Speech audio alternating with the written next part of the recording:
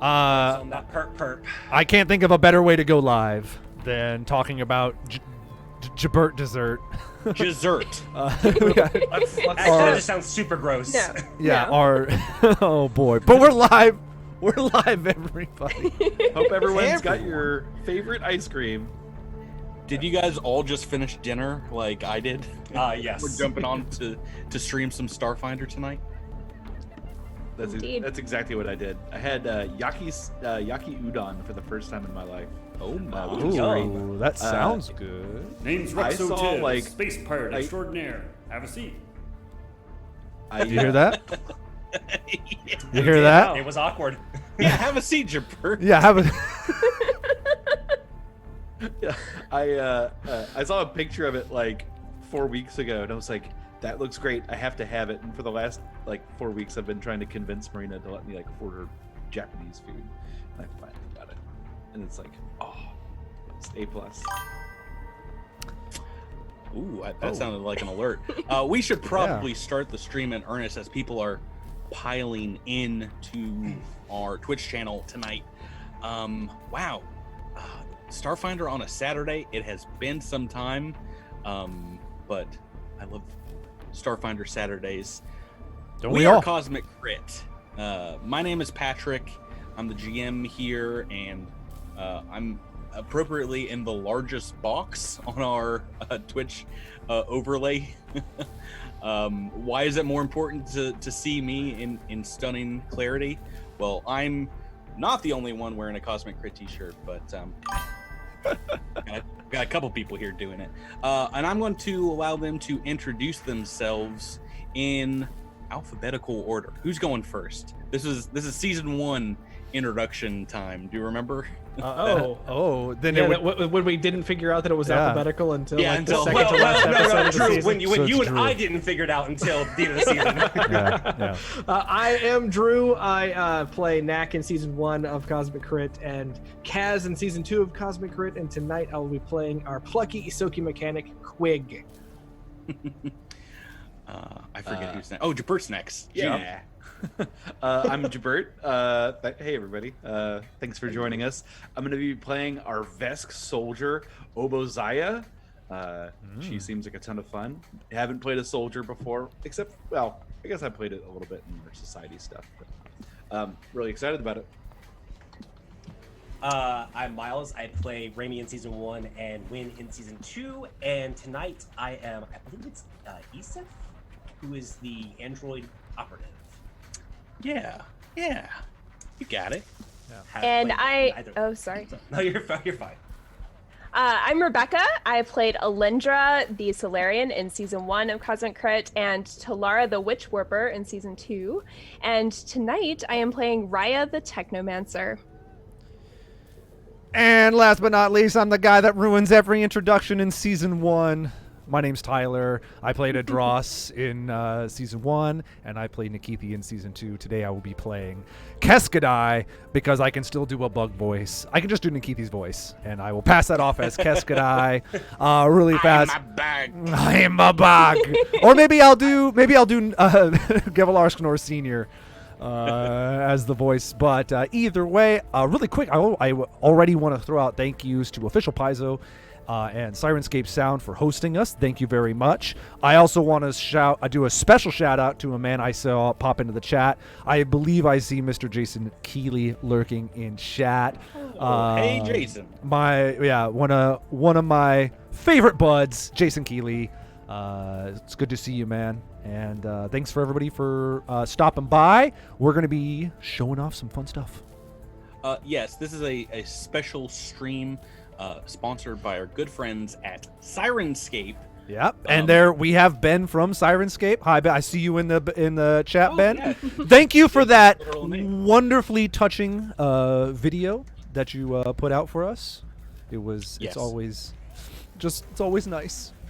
Well, this is a dream come true for us. Even before I think we started our podcast, Syrinscape is one of those like aha kind of tabletop aids that you're like, well, why wasn't this like a thing before? We all, would play some background music maybe during our games or try to do something to like create a mood, create a sense of, you know, you are there, you're in the scene. Maybe light a candle or something for Pathfinder.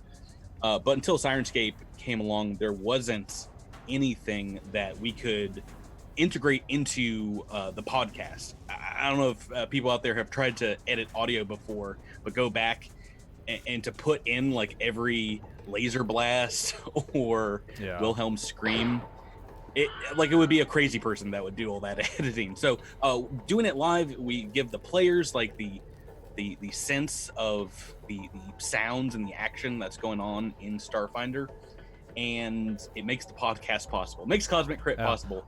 We've been signed up with Syrinscape, like I said, since before the podcast started. And it is so cool to be able to show off one of their new sound sets today. Steel Talon's Lair. Yes. That will give you guys a little hint of what we're doing here. Tyler, you've been running some of this sound set all week. What do you think so far? I mean, you're hearing it going on right in the background. We've got the introduction music playing right now. Thank you to Zoran the Bear for hosting it, man. I appreciate that, Zoran. I'll tell you what, I'm sweating hard right now. I intentionally made my camera only my shoulders and up, because you'd just be seeing these massive pit stains if you could see my full body. I am the sound man for the podcast, if you're unaware of that. So I'm going to be manning the soundboard tonight live. I'm going to make sure and I get every, pulse caster, airlock door, automatic fire that I can put into there. And it's really intimidating now that I see Ben in the chat, because if you've ever checked out one of his streams, there's just sounds popping out all over the place. So lots of pressure, and it seems like the guy that created Syrinscape would probably be pretty good at it. It's almost like he's playing a theremin when he's got these going. He's like boo boo boo, and then it's like hands are up in the air. Yep.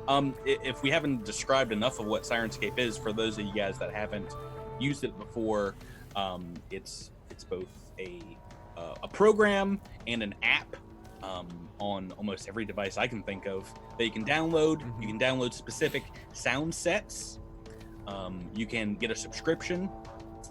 This one, Steel Talon's Lair, is specifically for the Starfinder beginner box. Yeah. With this, which I thought this was going to be a much bigger box. This is teeny. This is almost like 8.5 by 11, just large enough to fit in some books. There's a ton of sound sets on there. Fantasy, science fiction, and then like in between kind of stuff like Starfinder, where you will have fantasy mixed with your science fiction. Yeah. And a lot of horror too. We don't really get to use it too much, but great horror sounds. So we're showing off Steel Talon's Lair. We have digital keys to give out for this sound set specifically. Every time I think we roll a natural 1 or a natural 2 tonight, folks, I think we're just going to try and give one out immediately. If we have some left over by the end of the stream, people are going to get them. We're going to be asking you to direct message us, and we will be handing them out. Yep. I don't know. We roll a lot of 2s around here. We roll a lot of 2s, and I will be calling them out. But if you've ever heard the podcast before, if you've seen us stream, if there's a natural toot, toot toot, I want to see toot toots in the chat.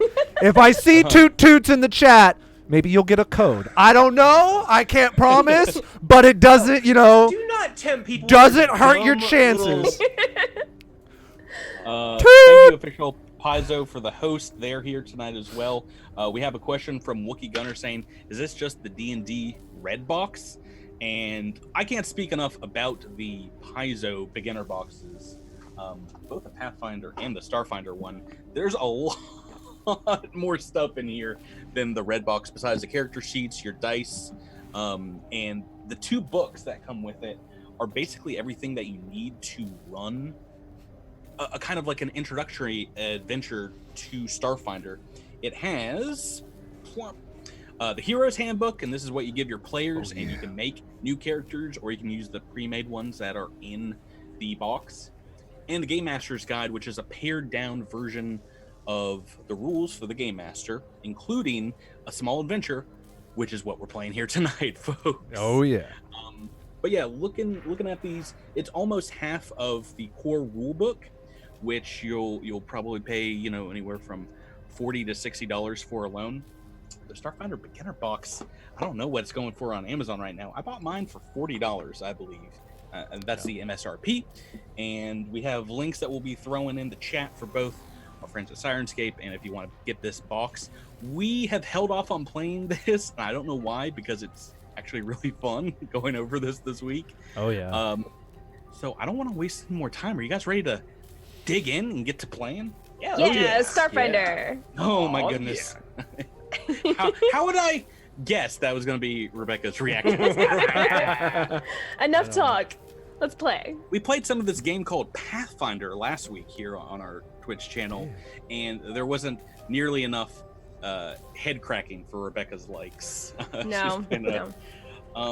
So the thing about this adventure is I'm going to be mainly reading from this book because it's different from the Starfinder that we've been playing for over 2 years now, and I don't want to mess it up that much.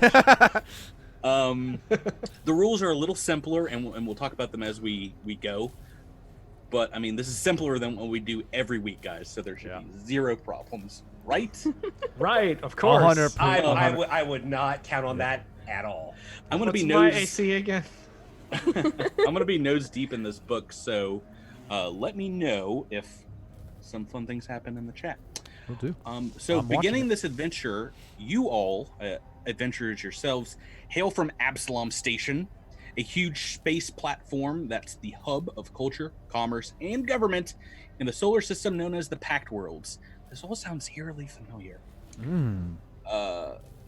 Deja vu, I guess. Yeah. And then a dwarf comes out and gets shot in the face.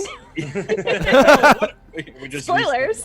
Yeah. Life geez. is relatively safe in the many districts of Absalom Station, but danger is more common in the hundreds of levels of the spike that extend beneath the station. In particular, the half-explored ghost levels in the depths of the spike, abandoned for hundreds of years by unknown means. It's home to monsters of all sorts, simple criminals to aliens that have arrived over the station for untold amounts of time. And it creates entire ecosystems in the gloom down there. However, lately, a far greater danger has come to threaten the people of Downside, as the locals call the spike. There are still people that live down there. A few weeks ago, valuable junk started vanishing from the recycling yards in the bought scrap neighborhood of the spike. Everything from technological components to scrapped robots has gone missing, and local residents' livelihoods are at stake. But even worse, there are reports that some people have been killed as well. Someone or something has made Downside their hunting ground. Although no one has seen the killer directly, a long metallic shard was found in one of the bodies, prompting the locals to dub the unseen killer, quote, Steel Talon, end quote. Under political pressure to do something about the problem, Absalom Station's leader, Primex Kumara Melacruz, has put out a call to heroes to search for this menace and stop it before it kills more people. And she's offered a reward of 1,000 credits to the group that defeats this mysterious foe. You guys have formed up a party and decided to go out on a quest to end this monstrous threat. Rumor holds that the Steel Talon is living in the nearby ghost levels, which many monsters have used as a den over the years. And you've gathered your gear and are now approaching the entrance to this area. And that's where we see ourselves on the map here. Thank you, Drew. So here are our characters from the top to the bottom. We have Isef, Keskade, Obadiah, Quig, and Rhea. You guys have played some of these character classes before. I believe we've talked about played some of the alien races certainly before, but most of this is new to you. And like I said, some of the rules are a little different. So you each have your character sheets from the beginner box, and that's what you're going to be going off of. Right. Everyone, I know you've been playing it for 2.5 years. Just forget everything you've ever known about Starfinder. Already did. All right, very simple for some I to do. just hop in the mnemonic editor, zap my brain, I'm out like toast. I literally forget every week when we stop playing. I just want to give a shout out to Paizo for these character sheets. They're actually, I don't know if my camera's good enough to zoom in. It looks like they're handwritten in to show you They're where to write yes. stuff. really cool. It's great. Really quick while we're stopped, thank you to apologies as I pronounce all of these, but thank you to Karibadaba 12. Oh boy, Tyler. That's a hard name. But I like it. And Tooper Harley 70 and Ice King Nexion. Thank you all for the follow, everybody. We appreciate it. I love Ice King Nexion. Yeah, and That's keep all as- keep following us so that I can keep pronouncing your name right, so I can practice. some subscribers in there as well. Thank you for the subscription on Twitch. I've got all the character sheets as well. I'm going to have them out just in case we need them. You reminded me. Ooh. So as your characters are adventuring through this level of the spike, you each can make an action here. What do you want to do? It's about a 30-foot square room you find yourselves in as you venture through some air ducts. Can I detect magic? Is there anything magical in here? Well, you have your technomancer dancing lights floating around. I don't think you detect anything magic. I don't think anyone of your compatriots has any magic on them, but maybe you get a faint mystical aura around your cohort Keskadai, the Shirin. Man, we've got a bit of a sub-trade going on. We've got Sheriff Jetsarian, good friend of the podcast, with a Twitch Prime sub. We have Wookie Gunner subbing to us with Twitch Prime. Thank you very much. And Katie Baddab has corrected me on my pronunciation. Oh my And- gosh, you mistook Katie Baddab? Katie Baddab bamboozled me with her name greatly. And, as already mentioned, Jason Keeley with the hot follow. Thank you to everyone.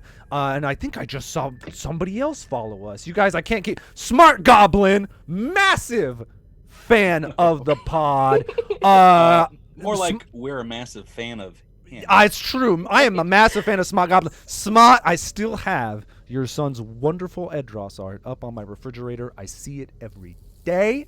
I forgot about that. No GM art. That doesn't really happen. No, but I those days where I get up and I am frustrated because Drew is messing up his character sheet and I have to fix it. It's that picture that keeps me going. We're getting real here. Okay, let's play some Starfinder. We've got Raya's action. Someone else give me an action. What do you got? What do you want to do here? Quig would like to take a look around and see if he sees anything with perception check. Go right ahead. I can tell you right off the bat here, it looks like this area used to be maybe, not as run down. Like maybe it used to be like part of a neighborhood or something. But right now it looks like there is a northern and a southern hallway. That's these little jagged areas over here, but there's like a large plastic tarp covering both of those areas, so you can't really see down them. What's behind door number 1 or door number 2? Obadiah is gonna step up and sort of take up a position between the two doors, so as to make sure that my team is sort of properly protected, and I've got my Doshko at the ready. You can never be too careful with the steel Talon on the prowl. What does Obadiah think the steel Talon is? I'm pretty sure it's a Cat. No, Was that intelligence of 8? that would be a steel claw. If, Is Obozaya from Melmac? Are we looking Bird? for a snack? Maybe a bird of some sort. Wolverine has like steel talons, right? Yeah. Or Ooh. adamantium, Yeah. but yeah. Isef, Miles, what do you want to do? Is there anything I could do with maybe my science check to kind of like maybe see like what these tunnels might be used for, or like is this area something I'm already familiar with, or is this a new area of Absol Station for me? Great question. Not much you can do from here. You found, I mean, there are just vast networks of similar tunnels and like former living areas down here that have just been kind of abandoned. You know, it's like you're walking through the abandoned part of the city. I think last is Keskadai. Keskadai is gonna hold maybe some holy symbol or something, and thank Squanch Daddy for following Cosmic Crit on Twitch.tv. Keskadai does that? Wow. Yeah. Keskadai is gonna do that because he draws power from Twitch followers. Keskadai. That's a free action. That's a free action to draw power from my. So it is dim lighting down here, emergency lighting in these abandoned tunnels. Okay. But Raya has these little lights you see floating around here, which are providing more illumination. Yeah. Is there the gritty? Oh, we see some claw marks. Is there any way I can use survival to try and follow the claw marks, like maybe the various scrapings on the metal to figure out which direction the creature may have gone, assumed creature? Yeah, you're not sure if this is exactly the creature you're looking for. There are a lot of things that go bump in the spike, so you could be falling right into another creature's trap. Speaking of traps, the plastic sheeting suddenly parts, gets like kind of flung to the side, reveals two small green creatures with melon-shaped heads crammed inside bubble helmets. Oh, you know for a fact these are our best friends in the Starfinder universe. Space Goblins. Space Goblins. Nobody Let's get them to called join them our crew. goblins. These are space goblins, specifically. I'm revealing them on the map, and you should be able to see a little bit further down these hallways. But they don't seem in a super talkative mood. They start howling battle cries. I imagine that is something in our Syrinscape sound set as they charge through the doorway and ready an attack. We're in initiative turn order. We're gonna roll all these beforehand, before this combat started, which means we are already in turn order. And first on this combat is gonna be Miles with Isef. What? Yeah, believe it or not, the operative is very fleet. All right. We saw that coming. So I guess I'm gonna roll for a trick attack. Right. So can you see one of these goblins on your map? Yes, I can see both of them. Oh, okay. So you, as an android, I believe, does it say on your character sheet? I You have 60 feet dark vision. dark vision. That will help right now. I think some of the people at home are seeing some dark hallways because they don't have dark vision. If you are a character that doesn't, you might want to move some of these dancing lights. You see one to the north here. That's the closest. Do you Right. want to indeed trick that one? Yes. So for Isef, that's going to be a stealth roll, and it is versus DC 20. So you're making that. Just roll D20 and add what it says under stealth on your character sheet. All right. Awesome. I rolled a 2. Natural So, toot. Natural toot. Toot So that is toot. a 13. So the trick attack is a fail, but you can still make an attack here with your standard action. Yeah, I'm So- gonna use my Look at those toot toots in chat. I love it. My semi-auto Toot pistol. toot. Semi-auto.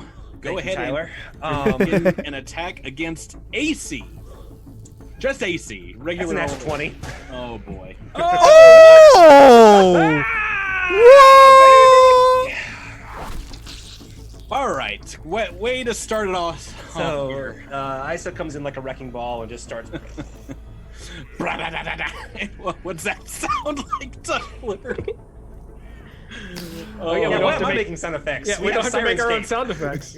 Yeah, I know. You're taking my thunder. You're taking my thunder. Roll 2d4. All right, if I gotta.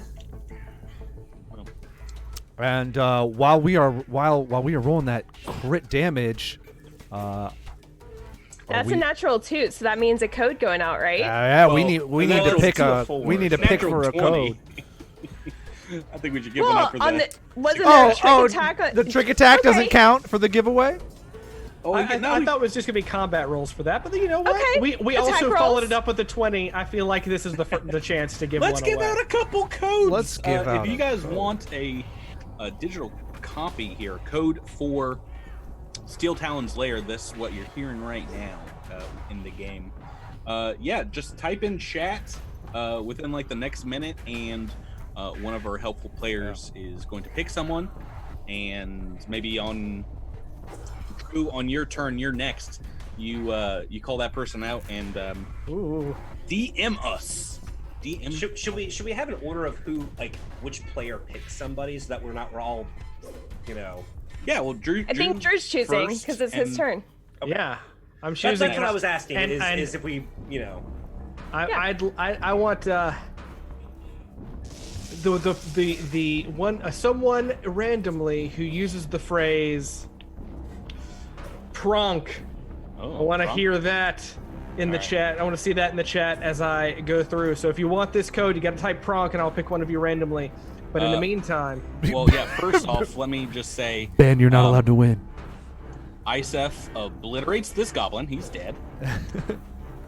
So we are down to one goblin, and it's Quig's turn. Oh boy. all right. So Quig is going to step up. Going to move a little bit closer to this goblin over here. And he is going to ready his flamethrower and make an attack. Oh my goodness. Who gave the small Ahsoki a flamethrower? It's all we had available at the time. Goodness gracious. Okay. So this is a fairly dangerous weapon in the hands of this pirate. Ooh, scorching. You're within 15 feet, so no difficulties there. What'd you roll to hit? That is only a 6 on the dice, making that a 9. A 9. 9 is going to miss against armor class. This goblin apparently was ready and just pulls the plastic curtain back in front of him and then like pushes his back and says, "Not today! I'm gonna murder you!" That's okay. But I know I missed, but you know who didn't miss was Sheriff Jetsarian, who is gonna get a code. Oh goodness gracious! Ooh, congratulations, Sheriff. Ben from Syrinscape said prank. He- That could be an I E. know- he I was know that it's got- yeah, he was so upset. That could be an E. It could be an E, I guess, but it's, you know. That's our good friend Sheriff Jets. Yeah, so Sheriff, go ahead and DM us, and we will get you the code, and we will send you a link to where you can redeem that code. Thanks for listening. Next up is Uzziah Jabert. Oh yeah. Let's see. You're ready with that Doshko. Oh. I am worried. I'm Doge code and I'm ready to go. Yeah, I'm gonna just charge right on in here, and yeah, and gonna just chop this fool.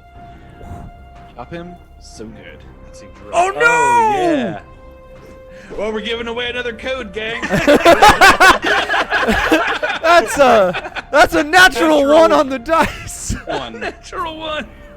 Oh man. Oh man, I'm about no. to cut off my foot. Oh man. Oh beans. All right. Well, this was fun. So no, This is the opposite of the game we've been playing in that I'm rolling super high and Jabert rolls super low. oh Yeah. yeah, I And love I'm absolutely here for it. the Sorry, dice buddy. have turned. This is like Miles' game, the beginner box. He's like the expert now. Hey, if I can be king of this sandbox, I'm king of something. Right? We'll get to that, but first, that's a miss, obviously. Yeah. Natural one is in That's the what's beginner not gonna box. do it. Normal Starfinder, always a miss. And that's going to take us to Rhea next. Rebecca, and you wanted to give away a code for a natural toot. Is that right? Did I? No, I thought we were. What? the one I gave away was the natural 2. that one. Yeah. Oh, okay. Well, we Yeah, I have, think this is for the natural This is one, for the right? natural So we one. have a natural one now. all right. So we can give away a code for that. What do you want people to type in chat to see if they can get a copy? Oh, let's see. Golly Oh gosh, would. this is hard. What What's? Solarians are the best? Yeah, tell me why Solarians are the best class, and And the best I'm in a shame that they are not in the beginner box at all. Otherwise, I would probably be playing one. What's that says the Technomancer. All right, take your turn. Type in All right. chat. Why are Solarians the best? Oh, I Go love it. right ahead and take All right. take us to Technomancer Town. Yeah, Raya is going to walk up a little bit past Quig and take a shot with her pistol. Okay. Ooh. Pistol I'll shot. note that I've got coordinated shot, so Ooh. you're gonna get that little +1 bonus on this attack. When a melee Sweet. person with coordinated shot is standing next to them, yes, it's kind of like this goblin's distracted, believe it or not, by the giant Vesk in front of them. All right, well, hopefully that helps me. What you shooting with, Rebecca? Yeah. Yeah, what are you shooting with? What kind of gun? A laser pistol? That's all it says. Is a All laser right, pistol. that's all I need. That's all the sound Who's man ever heard of needs. that? All right. Here we go. Oh no! Yes! Oh, what? Yeah. Yeah. I just fired off like 1,000 lasers out of celebration. Fire and Patrick ice. left. So What is Rebecca, this combat? What is Rebecca happening? and I are 20 twins now. That's the thing. Yeah. Yeah. Hashtag 20 twins. Oh my god. We need to keep this for season 3. Memorize what this feels like, Miles, okay? I'm gonna. All right, so That's amazing. I assume that hits, right? It has to hit. It's a natural 20, so it's an automatic hit. In the beginner's You hit box, a home run it and- does and- it. In the and are big. like, I think I scored, right? That's a score? I think I hit. People ask me, it's like, why do you want to kill your friend's characters so often? Stuff like this. I'm not gonna get a turn, am I? No. That's a hit, a critical hit. All right, that does 1d4 damage. Do I get double damage with this? 2d4, So yeah, all crits. 4. Double damage. That's Oh boy. Oh, nice. Oh, that's just 1. Yep. So we've got rolled 3 on the first d4. 3, so 6. All right, and this goblin's dead. Hey, at least we didn't give away all the codes in the first combat of the night. Let's. Most of them. Okay, We gotta so give out another. Oh, so no. first I have to choose someone because they like Solarians. Let's see. Oh, okay. Oh, I like the Katie Dab. Yeah, Bad Dab. Katie Bad Dab. Katie Bad Dab! Solarians can force people into the cuddliest of hugs. That's nice. Oh. Oh no. I don't feel like that's true. Thing. Okay. All right, Katie. I mean, with like the you know, The black graviton hole, powers. You know, Oh, Yeah. yeah. pull them right in. Give 'em a big hug. You can't escape this. Yeah, exactly. Say, bring it in, buddy. I'm attuned for you. Okay, we're out of combat, folks, and so yeah, Katie messaged us. We will send you another copy of this. We have another copy of the sound set we need to give away. I can't believe we're just giving these away for free, but Yeah. oh, Th- boy. Thank you, Syrinscape. You're just letting us. I've never felt this lucrative with an asset. Just tossing it out. I feel like we should have done only natural 20s because, yeah. Because we're going to give them all away in 5 seconds if it's 1s and 20s. Yeah, well, so the last code has to be at a natural 16. We're playing roulette now. We're out of combat. What do you guys want to do? You were just attacked by these vicious little green monsters. Can we investigate them to see if they have anything on them that might say who they come from, if they've got any organization or anything like that? Yeah, so these goblins, besides their little teeny second skin armor, have on them just a tactical baton, like a lead pipe on them they were about to try and beat you about the head with. But they're dead, so you can't really ask them questions. There doesn't seem to be any real markings on them. Nothing really to signify, gang tats or anything like that, unfortunately. At Syrinscape Sound, can you post a link? Let me. I will get on that. I will give you the ability. Hold on 1 second. And mod privileges. So you guys are kind of left with a couple of options here. They both look like 60-foot corridors. One going north and one going east. What would you like to do here? Obaziah, what do you see down that corridor? I can't see that far. I'll move my dancing light. Why, it seems to be some sort of hallway. Yeah. Let me go take a look a little closer. There is immediately a door right here in front of you to the north, and then it looks like another door, about 50 feet down from the plastic sheeting to the east. Friend Rhea, I have found some doors. Come and see my doors that I found for you.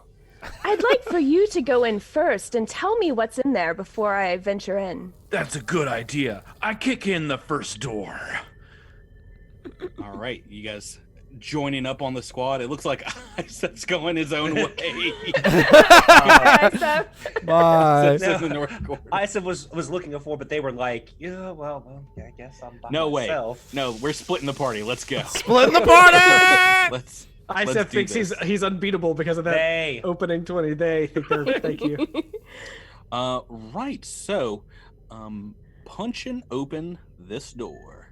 Let me get to this layer of dynamic lighting. Thank you, dynamic lighting. The dynamic lighting is really, really nice. I love it. There he is. The door opens to reveal a cramped and low ceiling with several large crates and containers stacked up in the front of the room. And then behind it, a lumpy bedroll and a blanket lie on the floor by the far wall. What looks like a humanoid figure under the blankets who, as soon as the door opens, just stands up and is like, what's happening? Who are you? I've already claimed this compartment. That's what he says. Just to show you how detailed the Syrinscape sound set for this AP is. Yeah, for speaking characters, that is exactly what it says in the book. That's awesome. Yeah, I think so. But I can't do this like weird accent. This character does. So this is character named Ruxo Tibbs. But he's looking really upset. You've basically just entered into his room. What would you guys like to do? I would like to apologize. I'm very sorry about this. You see, we were beset by some space goblins, and we are investigating a series of criminal activities that we've been going on down here in old downstairs. That's not the name. That's not close to the name. Old downstairs. They call it old basement of space. They call it Space's Basement. Is The what they call it. The Spacement. We're so sorry. Have you seen anything strange recently? And I'm gonna try to sort of make friends with this person. I think with an interaction check. Yes, interaction kind of is diplomacy and intimidate and bluff. I think all kind of mixed in one, just for the simplicity of a character sheet with like 8 skills on it. Yeah. Right. I've moved the light a little closer in the room so you guys can see a little closer to what this guy looks like. He is indeed wearing armor, and as he gets out of bed, he kind of like pulls a weapon behind him, slung low. Make me that interaction. I'm ready with a click of a button. I've got a 12 altogether, an 8 on the dice. Okay, that's not bad, but he is he seems very put off by the fact that there are 5 of you, perhaps, and one of him. He's like, yeah, you all, what are you doing here? I don't like this at all. Does anybody else want to try and chill this situation out? Believe it or not, the soldier, not the best party face. Yep. in this situation. Keskadai would step up here, I believe. You want to get up right next to Ruxo? Yeah, well, I'll stay. I'll keep a good 5 feet. And Keskadai will say, Right in blast range. we apologize. We have not meant any disrespect or harm or incursion. This has all been a mistake. But if we don't have our weapons drawn, we are willing to talk this through. My fine gentleman. Yeah, Obazai is just like, as soon as you say that, is gonna like try to stick the Doshko behind her back. yeah. Like I'm not holding like a lit Doshko. Right, Keskadai's kind of waving you off. I've rolled a 13 on the dice, and I have a +6 to interactions, so that's going to be 19. Ooh, nice. 19, nice. So yeah, after Keskadai comes up, maybe the Shirin just has a very calming effect on folks. The serene nature of your devotion to Pharasma. This character says, "Oh, okay, I'm sorry. You woke me up in the middle of a really good dream, and I was a little cranky pants there. I was going to kill you. Not Please going don't. to anymore." You would have tried. That's very nice of you. And I rolled really well on the initiative before the game, so I'm pretty sure you guys be dead, or at least I'd get a turn. I do want to call out Ben from Syrinscape lets us know that all of Ruxo's lines were actually voiced by Paizo's Rob McCreary. So What? Oh, well, why don't we take this opportunity to listen? Let's listen to the I'll play just a quick What would have amount to happened people. if things had turned bad, Tyler? Oh, if we had to go into combat mode? Yeah. Oh, if he had to go combat, it'd be this. Get lost or die. Pretty good. But his introduction is Name's Ruxo Tibbs, space pirate extraordinaire. Have a seat. Okay. Nice to meet you, I guess. This is my favorite NPC from ever. For now. Ruxo Tibbs. it's pretty good. This is also another good one. This is his surprised sound. Who are you? I've already claimed this compartment. Oh, that was the one that we had when we entered. But there's a lot. There's like 12 of these different little sound bites you can click on to have him explain. I mean, like for example, the goblins. Goblins. Can easily live without them. Oh well, that's everything. I like that you can as GM with a lot of the sound sets, very easily have a conversation with yourself by like hitting a button and then being like, I think you're right, Ruxo. Goblins are messing up the spike. Yeah. And then he's like, name's Ruxo Tibbs. He's like, I already know that. Come on. We've known each other for years, Ruxo. It's kind of like a doll with a Okay, we gotta get back to the game. We got a lot of game to play, folks. Yes. Go ahead and tell me what you want to talk to Ruxo about. He's fairly calm at this point. Ruxo, we came down here because we investigated some disturbing things. We even found some claw marks on the walls. What is this? You seem to be a resourceful pirate. What is it of this area that you can tell us about? Oh, I don't know too much about the... What are they calling it? Steel Talon. Iron Claw. Steel Talon, yes. Yeah, whatever. I just set up in this room. I haven't had much trouble except down the hall there's a creature. They call them Hespers. Oh. Weird outside-y kind of things that aren't meant for Absalom Station. If you're heading that way, I'd watch yourself. Once nearly got a hold of me, I hear they got a bad touch. Well, so does Obadiah. No, this one. Oh yeah, I just pick Quig up and give him a noogie. Say, "Oh, you rascal!" I think it lives in or around this reactor down there, and it don't mind the heat at all. But I've been able to scare it off with little trick in Ruxo Tibbs' bag. If you get my drift. Would you mind sharing what the trick is? Well, you all were pretty cool and not making me have to kill you, so yes. He kind of like digs in one of the crates behind him and produces a pistol, and we'll hand it over to you, Keskadai. You're the one that was chatty Cathy with him. Yes. It is going to the treasure section here. A hail pistol. Which is, I believe, just straight cold damage. Yeah. Oddly enough, Keskadai has a hail pistol, so now he's dual wielding. Oh, now you guys they're are pulling dual your wielding. pistols, and he's like, "Oh, that's so cool!" Yeah. Is it better than my laser pistol? No, it just For does. fighting the cold Hesper, damage. it's a lot better because Yeah. it doesn't care about fire at all. Quig only has a flamethrower, so I'm wondering if that is something. Quig's, Yeah, maybe give it to Quig's Quig. flea out of Yeah. luck. Drew, Yeah. calm down. You got a tactical baton. Just get in there and start whacking away. Baby. Everyone's got a melee weapon as well. That's fine. You guys can hand that out to whoever needs it. He also hands over from like his belt a grappler. Looks just like a batarang grappler kind of setup. He might have painted it like black and yellow as well. He's like, you might need this as well.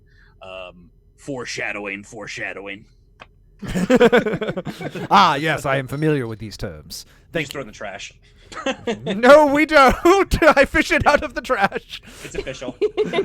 All right, well, I'm going to have to attack this android. He's really disrespecting me in my own home. Are you guys cool with Get that? this trash. Oh no. Oh, One-on-one combat. No, so Ruxo says, all right, well, have see what you fun did there. potentially dying and fighting some mythical monster down here.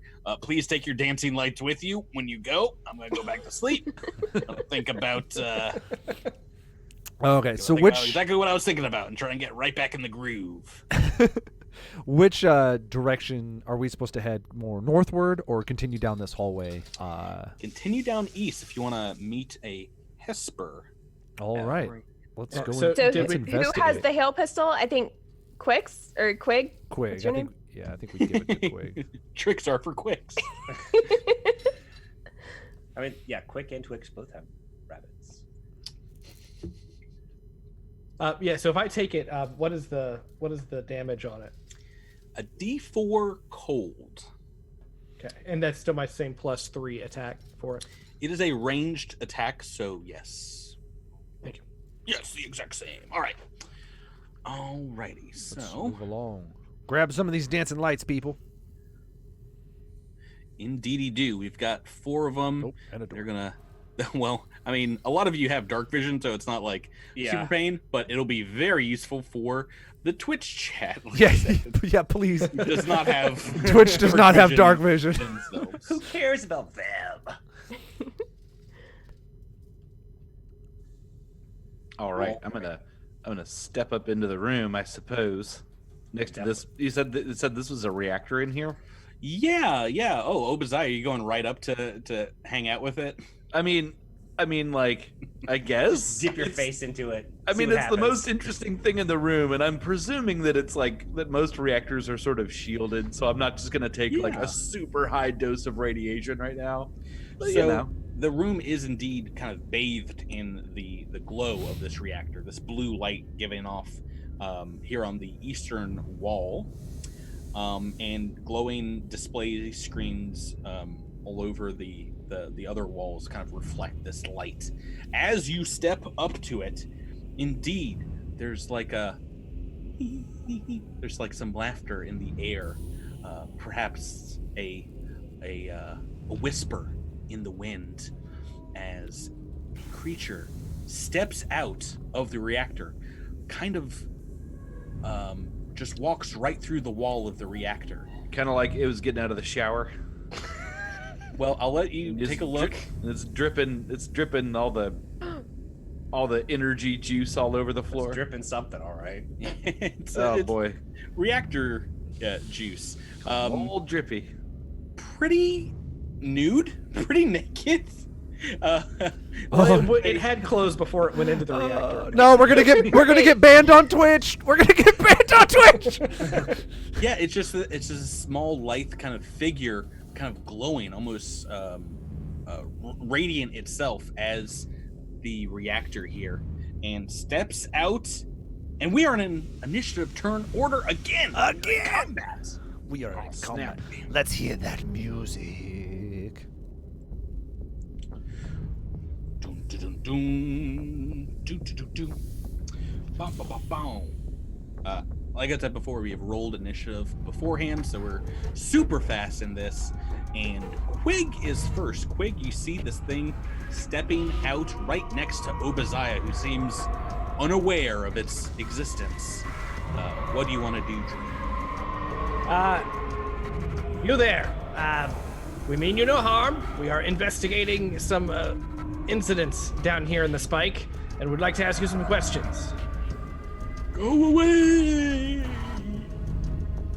It says in probably a different language. No, for real. We're looking for something. The steel Talon. Have you heard of this? It does not respond to you. It looks like it is trying to find where on Obadiah to murder first. The tail, the leg. It's looking at the weapon. It's not really sure what it's seeing here with this giant Vesk. I have a bad feeling about this. And Quig readies that new weapon. We're going to use a mechanic ability called combat tracking, where I'm going to give up my move to add a +1 bonus to my attacks against this creature. All right, so you're standing still, aiming right down the sight lines there, and you're gonna fire a. No, wait. What are you? You've got hail... a pistol now. Yes, Oh. the hail pistol. Yeah. Oh no, I forgot we gave it to you. Go ahead and make that attack. Don't worry, I'm not gonna roll well. That is a 12 on the dice plus 3 is It's a hit. 16. Oh yeah, that's fine. Go ahead and roll me some cold damage. And that was a D4, you said? D4, yeah. It's a 3. All right, it takes a little bit more of that as you see this cold spike kind of penetrate its skin, and then it starts to freeze over, and it like hisses like. All right, so I've got that damage in. It is the Hesper's turn now, as it is immediately gonna try. It's gonna try to hit Obadiah. Obadiah, pretty high AC, right, Jabert? I got some beef on me. Oh boy. Let's try a fun spell first. See if I can get a natural 20 at any point here. No. 8 on the dice. Yuck. What's your armor class? It is 16. Alrighty. It's trying to get into Obadiah and is like not able to get past some armor plating here. Trying to grab the laser pistol on her back, or laser gun, I think Oba has. Yeah, But I got misses. a laser rifle. Yeah. Yes. So we have a bit of a reprieve here, and Isef, Miles, you're next. All right, so I said they're gonna try a trick attack once more. All right. Against the Hesper, make me a stealth check, see if it cannot notice you in the shadow. Make a stealth check. Stealth check for the trick. Okay. So what'd you roll on the dice? A 12, which is for me a 23. That'll do it. It is tricked. Now you get a +2 on your attack roll. All right. You got a +1 from coordinated shot. Oh my goodness. So many pluses. Oh, I didn't even add that in. I didn't That's- add my tracking into it. That's total +3. You're making a ranged attack, +3, and then plus your ranged attack bonus. So yeah. Oh no. Oh, we get. Natural 2 on the dice. I can tell you that is going to be. Is that a giveaway? It's a code. Let's do it, chat. Miles, who do you want to give away another one of these sound sets to? Do I need to choose someone, or do I tell them to write something? You can do whatever you want, man. It's up to you. We make the Yep. rules here. Yeah. You know what? Tell me your favorite horror film. Ooh, Ooh, bringing out the horror. Show us that horror film. I am actually. I like this one a lot because I want to know what people watching out here. Yeah. That is a miss. I can tell you. Even with all of our bonuses Lies here, and slander. but it's okay because Jabert is next. Obadiah, and is right next to this thing. Yeah. So this guy steps out and tries to grab at me, and I say, I heard you like go die.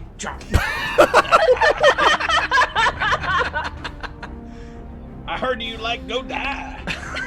That's all I got. Yeah! Go die. Natural. The prong. What's Did you just happening? roll a 20? What's happening? Oh my goodness gracious. Okay, so Wow. All right. Let's see. what I got. Where are these rolls in our regular game? I don't nowhere to know. be found. No. I don't know. kidding. It's fire and ice, baby. The This song is of Fire and Ice. fantastic. All right. So that's gonna be Yeah. 19 points of damage. Sorry, I can't do math. 18 points of damage. Jabert, I have a question for you. If this makes any difference, is any of that damage fire damage? Oh my None of it goodness. is fire None damage. of It is it. all Oh, kinetic. that thing's It's going. all It's all Uh, choppy. It's all guys, I don't want choppy to. damage. I don't want to. This isn't official. Don't quote me, but I think I've got a message here. Steel Talon sound set comes with automatic critical hit upon installation. I think that's what's happening here. That must be it. Because we've never had this.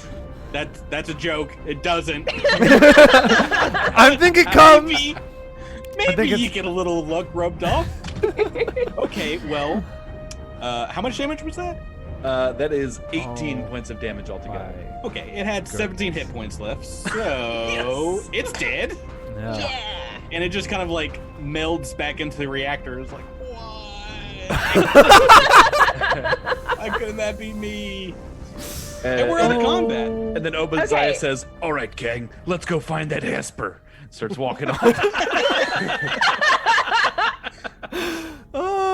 Miles, do we have someone to call out for a code? Oh, not lots a, of not, horror not, films not a here. ton of horror fans in the chat, but there was a lot of love for Bruce Campbell and Sam Raimi.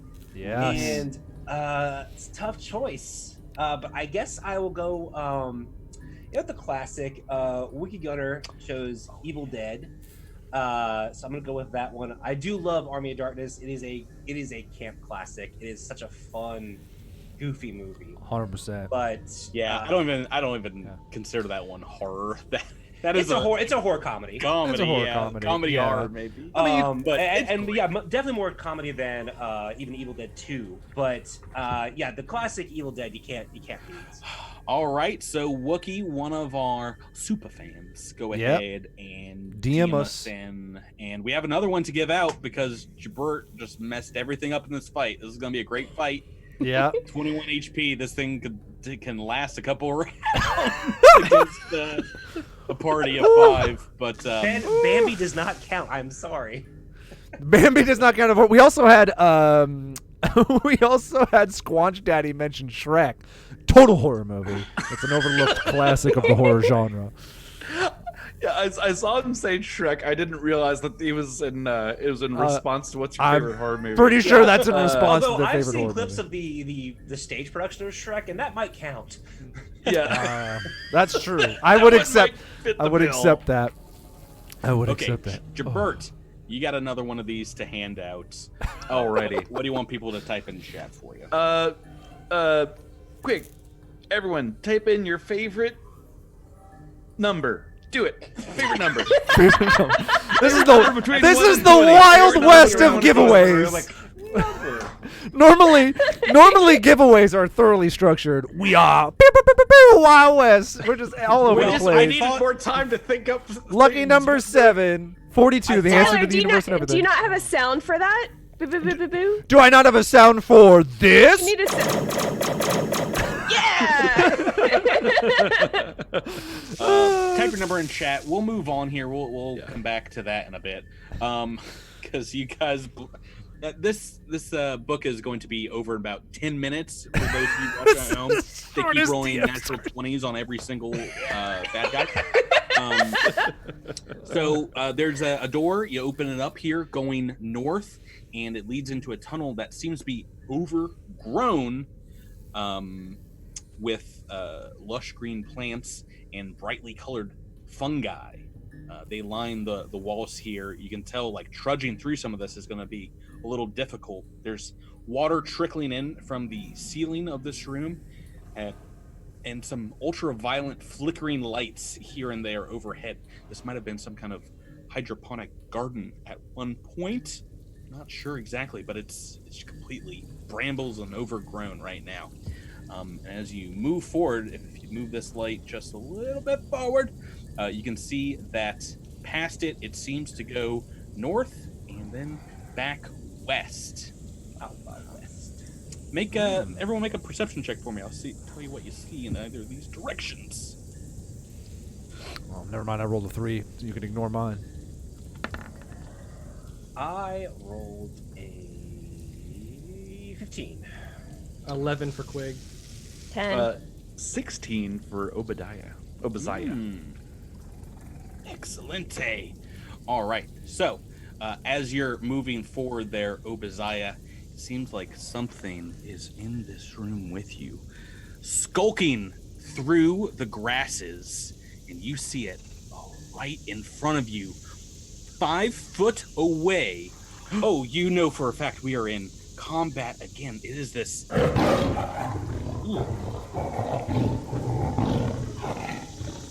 It is a 6-legged, one-eyed, tiger-striped creature.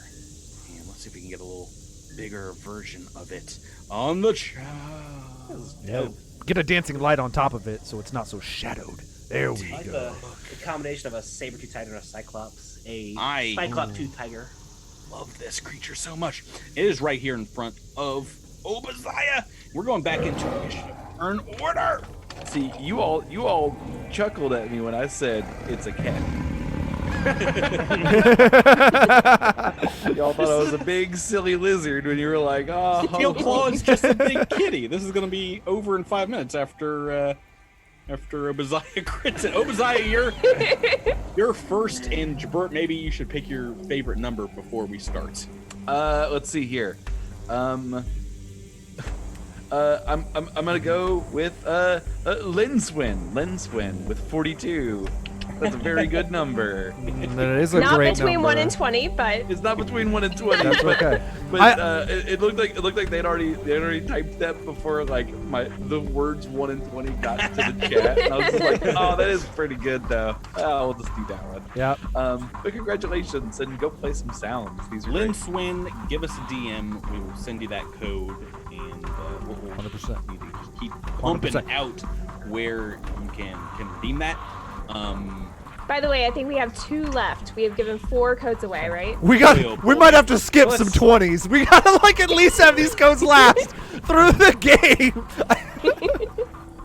Oh. Okay. That is Obadiah first. Go ahead and give me your action. You're right next to this thing. Yeah, I'm gonna take so in the beginner's box. Do we have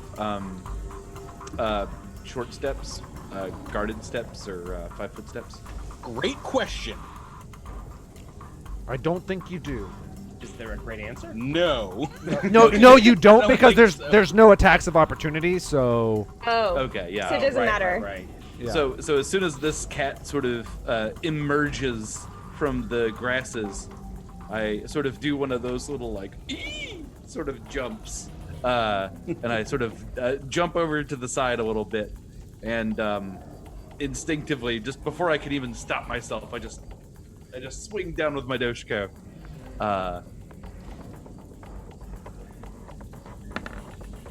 That'll be a 19 to hit. Come on. That's a. Oh boy, that's a hit. Oh, Jabert's a hot hand tonight. I love it. Fire and ice, baby. For 10 points of kinetic damage. 10 points. Ouch. Okay. It looks very hurt from this first attack. That is a spooky cat, guys. And it is obviously going to just wheel around and try and do its best to give the same back to you. Do not worry. It has one eye. It has no depth perception.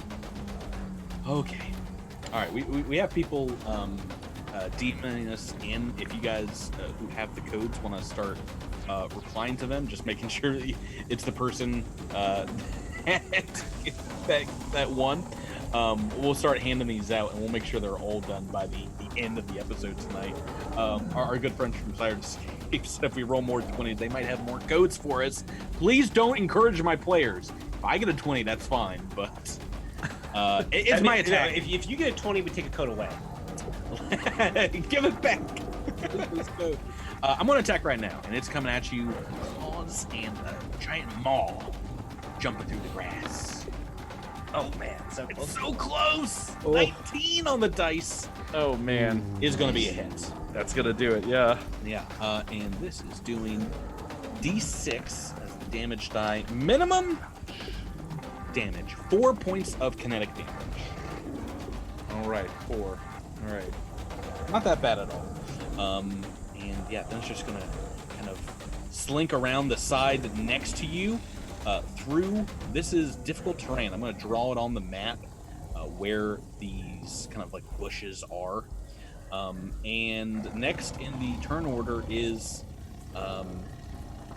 Rhea. No way. I actually get to do something. Believe it or not, yeah. All right. Raya is going to. Is it Raya or Rhea? Anyway, she is going to stand her ground and use Magic Missile. Oh snap. That means 3 Magic Missiles. 3 magic missiles. Yes? Yep. Is that what it says in your character sheet? Yeah, that's what it says. Then yes. All right, so that's 1d4 plus 1 per missile. So, and 3 missiles? Is that right? Yeah, 3d4 plus. Three. It's a lot. 3d4 plus 3. Yes. Okay. Here we go. That's 8 damage altogether. Okay, this thing is taking a licking. It is still ticking though. It's still standing. Oh snap. Still standing. That is a ton of damage, bringing us to Isef next. All right, so Isef's going to move up here a little bit, Right, and moving into that difficult terrain yeah, and then rolling a trick attack. already. It is in a little bit of cover here, but let's roll the trick attack first and see if we're gonna negate that. Oh, That is 28 17 on the dice. Yes, that is a trick. plus 2 to my next attack. I'll need it because, yeah, like I said, it's shrouded in the grass here. And you're getting +1. from- Natural 2 once again. Man. Oh no, that's a miss. Bringing us to big. And Do I give out a code? I think let's just keep it to the 20s and 1s. Okay. Please. Yeah. Too many die numbers that go I know my toots are too powerful. The toots are too powerful. We're toot strong. Luis. Toot strong, chat. Can I do a science check to see if I can identify this thing? That's probably something. Yes, it's just called science, right? Yes. Go ahead. This is something none of you have seen in Starfinder before because I believe it was made specifically for the beginner box. Yeah, so that's a natural 1 on the science check, so that's going to be an 8. So I don't think that will be enough, but I can show you and our players at home the back of the GM, the Game Master's Guide here has like a full mini alien archive, including this entry for the Parathi. This is an ambush stalker kind of predator creature from the jungles of Castravel. What's it doing here? I don't know. Broke out of the zoo, perhaps, and found its hunting grounds in the spike. What do you want to do, Drew? One more question. What is the range on that hand pistol that you gave me? The range is 20 feet. Only 20. Okay. It's a small arm. So Emphasis on Quig small. is going to move forward.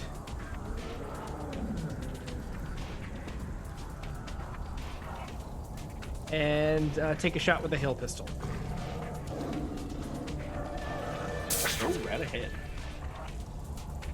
So that is a 7 plus 3 is going to be a 10 plus 1, so it's only an 11 to do that. That is a miss. Oh, it's armor class. Which means we are going to the bottom of the turn order. Tyler, Teskinen. All right, really quick. I just want a quick housekeeping things. If you have won a code, you can DM Sesame CC, the moderator who's in chat. He just posted it. It's me. He just posted it. It's Rebecca, and she will make sure you get that code. A few of you have DM'd like Cosmic Crit me, and but I want to make sure you get your code right now. So I gave Rebecca the codes. Yeah, So if you wait until the DM end of the her. stream, we'll get them all. We'll make sure you get handled. them. But it is but- my Katie- turn. Did Kitty Bad Dad win a code? Don't leave before you get your code. Yeah, well, we can message them back. We're saving those DMs, but if you want it right now, and I don't know, play the sound set as we're playing the game, you can do that. What you got, Tyler? Kuskadai is gonna move up and also take aim with a hail pistol, and we're gonna give it a little shot, just a little shot. See how we do. Gonna have to roll very high this I rolled a once 3, again. so let's ignore me as always. It's in the and- tall grasses. Obasiah, Yeah. we're back to you. Turn 2. We made it, guys. We did it. Turn 2 for 1. Yeah, I'm going to I'm gonna turn the game, and I'm gonna take some movement right around this spooky cat. goodness. I Oh can my see goodness. this.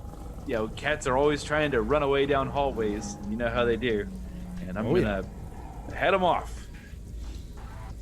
And Make an attack of some sort. yeah, and then make an attack. Oh, not ideal. That's a 9 on the attack. That's going to be a miss, and you know it. You Yep. know that, your bird. All right, it is going to once again try and rear up and attack. Actually, it's gonna run through you all. I think it's going right for Rhea this time. What? Oh. Cats, Yeah. cats You- love running through hallways. It That's what I know. senses it senses your Lashunta blood. Maybe it has feasted in the past on some of your Castravelian ancestors. But you also hit it with a bunch of magic missiles, and you can see that. So it gets out of the grass and is going to run up to Rhea, and hopefully it'll roll better now. Nope, a 3 on the dice. Yeah. As I said, no depth perception. A 10 on the attack in total, so that's a miss. But, Yay! Rhea, you are just getting out of this thing's claws, out of its maw, its bite, as it is your turn. All right. Yeah, Ray is going to back up a ways. Bring a light with me. And shoot with my pistol. Okay, all right. So taking some space between you and it, and you have a laser pistol, so go ahead. gonna be an 18 to hit. That's a hit. Yay! Nice. All right, and that does 1d4. Yeah. 1d4, yeah. 4. Yes. Max damage, and you drill this thing right between the eyes. It's Yay! No, Oh, it there's only has, one it only has eye. one eye. right between the whites of its eye. Whites of its eye. That's what I meant to say. You take this thing down. You did the most damage to it this combat, Rebecca. I think that's your kill. Yeah. And we are out. We are out of combat. Do we want to take a moment and send codes to people as you guys collect yourselves after that battle? Yeah. Sure. We still have no. Yeah, I've got some set up. No crits that combat. Thank goodness. So we still have some more to give out. In the meantime, you have this hallway going north, and this other one you can see going west. And yeah, that's where you guys see about 60 feet to the west. What would you like to do? I'm gonna go ahead and hit myself with a little healing serum real quick. Well, we can do a 10-minute. Yeah. Yeah. I guess I can't do a 10-minute in a combat, so maybe we should just do that. And I'll just. Oh yeah, no, I burn one forgot. resolve. Obadiah did take a little hit. And yeah, well, I mean, a little hit, true, but And when this you're is, level 1, it's they're all big hits. Yeah. Well, and this is where we should probably point out to folks that are familiar with Starfighter, but not the beginner's box. There's no stamina points in the beginner's box rule set, but just HP. But you can do the 10-minute rest. You spend a resolve point to regain. Catch your breath. Maybe bandage up a wound real quick. For Obadiah, she's got like this gnarly claw mark, maybe over her shoulder here, and can tend to that. Do you want to? Did you say you have a healing serum as well? Is that an option? It is an option. I do have one. Okay. What do you want to do? I think I'll just sort of sit down and do some kind of basic, some sort of a basic first aid on myself. I don't know if you can make a medicine check to try to regain hit points. By If yourself. you could, I imagine it would be in the hero's handbook right here. Yeah. What do you guys think as far as going north or west as your next course action? I'm feeling. I don't know about you guys, but I'm still feeling the northernness. I'm feeling I'm north with you. too. I'm also That's, feeling that's where north. the Hellcat came from, so we should probably go in that direction. I'm down with that. Do you have a med kit, Obadiah? I know that I think Keskadai has one that I could probably borrow. I've got some Let me- medicine skill. Let me look deep into my character sheet here. Feats, class features, skills, equipment. I have a med patch and a med kit, so yes. So both of you can, whoever's got a medicine check, can try and treat Obadiah's wounds. It's a high DC. Even it's almost the same as in Starfinder with just a basic med kit. DC 25 medicine check. Oh boy. I've only got a +4, so Are there assisting rules? I guess it's not going to matter because that's just going to be a +1 on top of that. No, +2. You can try to assist Obadiah in treating her own wounds. That'd be fine. What's Keskadai got for medicine skill? Plus 24, minus 20, plus 4. So it's a long throw. yeah. That's So like, if need a I 20. if I can aid and then Yeah. you roll a 19 or 20. Yeah, Okay. exactly. Oh, yeah. Let's put this on Tyler. Yeah, the best roller in the game. Is that Well, an aid? don't even worry about it. So basically, you come up to me to try to stitch up my wounds, and I'm just like, "Ooh, it stings!" No, and I won't quit flinching. So Yeah. I won't even help you heal me. Yeah, So, let's just see what do you want to? Let's just see what Do you want to was. roll a healing serum? no, I'll spend 10 minutes and just spin me a resolve. I think. Okay, where are we headed, folks? North. Go north. I think north, yeah. North. Indeed. Okay, so opening up, walking into this chamber, we describe what you see first. I'm reading the correct book. Okay, need to check. They're both like the same size, the player's book and the GM's ones. You see in this room a small fire burns in the center of this empty storeroom.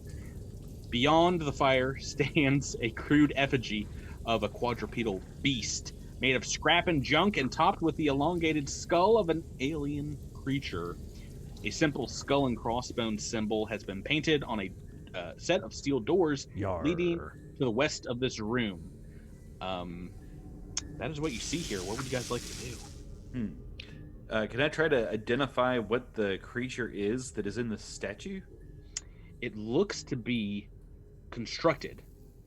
It's not a real creature. You maybe identify the skull as some kind of pack animal of some sort. You're not sure what planet, what origin. But yeah, it looks like an effigy. Effigy. Is there a culture check who has the highest culture that could roll something to see if we can recognize it that way?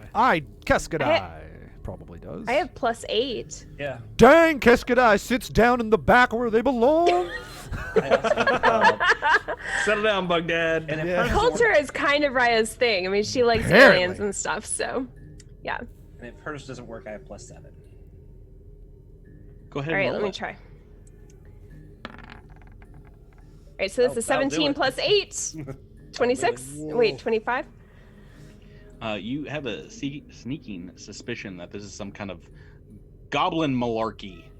Maybe some of those goblins that you saw earlier in this dungeon.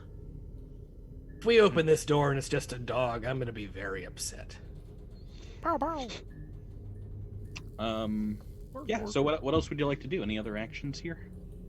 Can I roll a perception to see if there's anything that we're missing in the room? Like anything that we may have overlooked? Please. All right. That is a 18. Okay, for perception. Yeah, besides the door here, you don't see any. I don't see any items, I believe. Let's see. This room is garbage. Let's move on. Wait, so where is the door? Is that what's to the west? Yeah, just straight Yeah. to the west. Okay.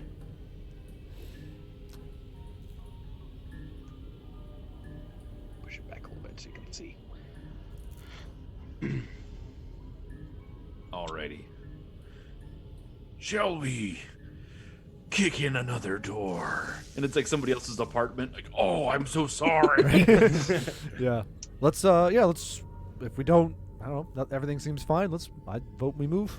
Keep moving. Should we knock, maybe? Well, you Kick in the should door. roll perception higher next time, because as you step forward, Obadiah, moving towards the door past this effigy, you do hear a high-pitched whine.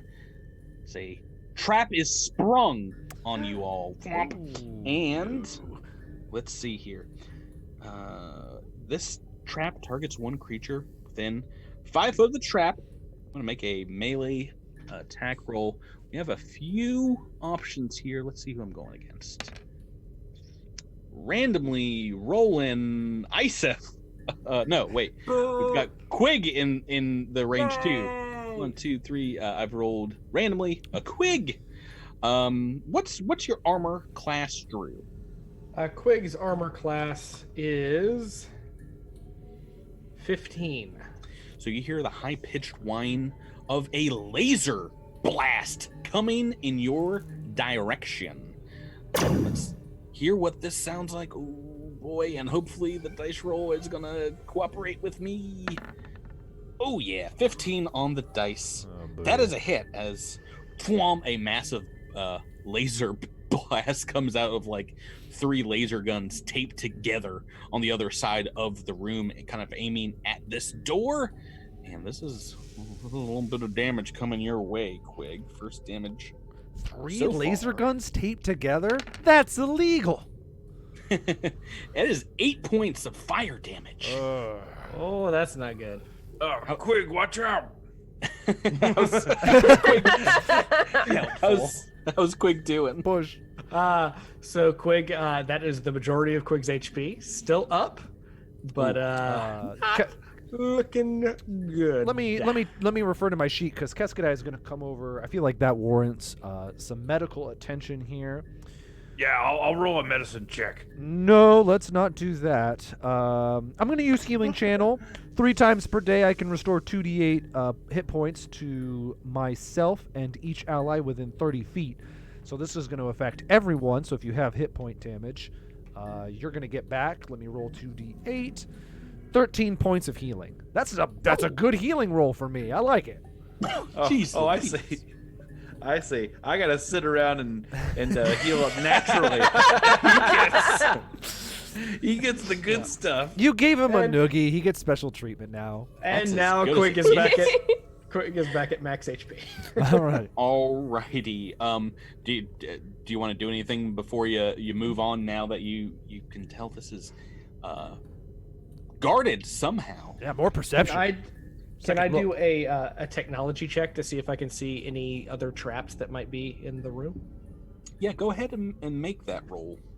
This is a high one for a Quig. Not if I roll another 1. So that's no. gonna be an 11. Yes, it's a +10 for technology for Quig. If I could just do something with it. You don't see any other traps, but you do find in a small alcove to the side of the effigy 4 grenades. Hey. That perhaps were rigged at one point to explode, but have become disarmed. A concussion grenade, a Mark 1 frag grenade, a riot grenade, and a shock grenade. Wow. So many. Glad we didn't set off that trap. I'm gonna push over the effigy just because I don't like it anymore. Oh no. I don't have a pushed over effigy sound. Can we just blow it up? Is that fine? Can I do that? Can we just set the Wile E. Coyote TNT on it? Okay, everyone make a reflex save. So what is a riot grenade? I'm not sure I've come across that in Starfinder Land. I'm so glad you asked that question. There is a description of the page. All of these is on in the Hero's Handbook. They're all on page 64. Pretty sure the riot one is like a flashbang. Yeah, What I think I love about this daggers or something. this book is it gives you the page number on the corresponding book for like every single rule that comes up. All the grenades are on page 64. Riot grenade is gives this staggered effect. Nice. For 1d4 rounds, and I imagine it's like I said, a flashbang. Concussion can knock the target down. You know what a fragmentation grenade does? It goes explodey. And what else did you get? Shocks. But yeah, shock grenade is for that electricity damage when you need that. Who's taking these grenades? Let's see. Who's proficient with grenades? I know I'm proficient with grenade. I am also proficient with grenades. I think everyone, right? No. Not Keskadai Raya. definitely not proficient with grenades. Where can you see? Down- I am not. Okay, so let's split them, Quig. Let's split some All right. nades. I already have a few frag grenades. I have Yeah, I've got a shock grenade right now, so that's we should just start whipping grenades left and all right. right. I'll take the shock grenade since I don't have one of those. I'll take Okay. the concussion grenade. All right, and you I'll take the frag and the riot. Okay, cool. Frag and riot. Frag and Riot coming to CCN this fall. Alrighty, you guys heading on, opening up these steel double doors. Yeah. Yeah, let's do it. Make me a perception check before you dive right in. Ah, for heaven's sake. I rolled perception. I rolled a 17. Ooh, snap. Oh, well, I rolled an 18. 25. Yeah, maybe cracking the door open, you can get a better listen of what's coming through the door.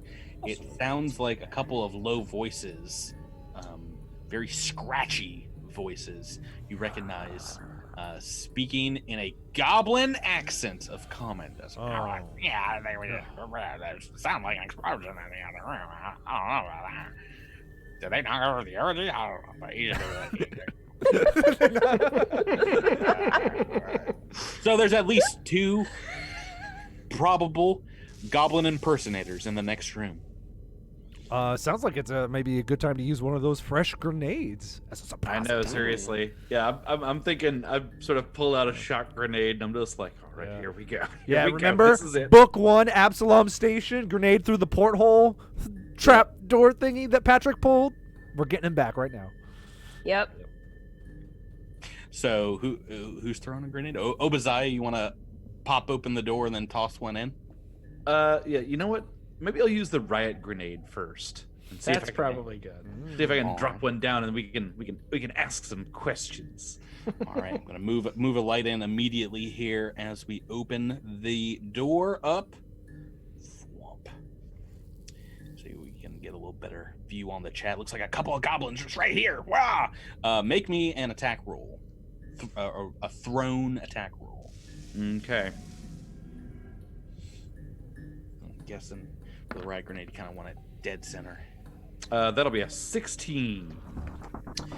So it's versus AC 10. You're basically trying to hit the ground with the grenade.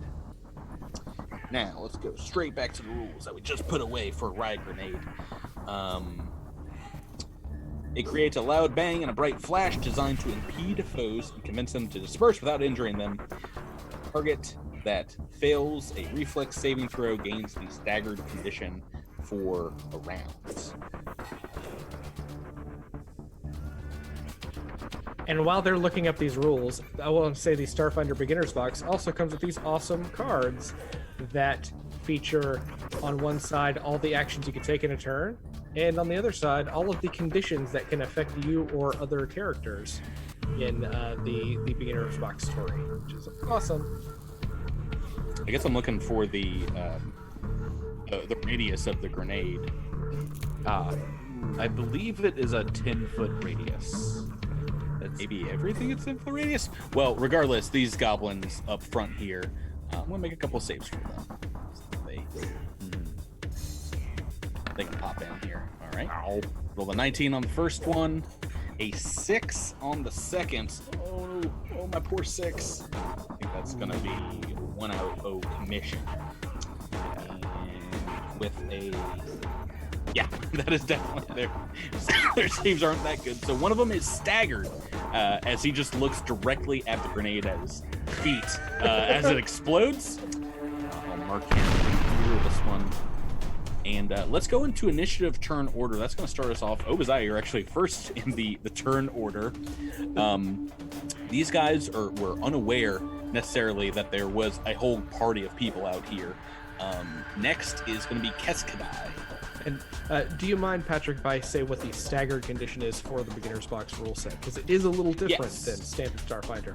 So staggered in the Beginner's Box is you can either move or take an action on your turn, but you can't do both. We have in the Hero's Guide an amazing set of goblins from the condition cards art. Including things like frightened, staggered, sickened, unconscious, stuff like that. Okay, so that one is not doing great. What you got, Tyler? All right, well, Keskadai is kind of hanging around a corner. I can't see any of them. I'm gonna hold my action. I'm gonna let the big swingers go in first before I put myself in any danger. All right, jump back in when you need to. Isef, Miles.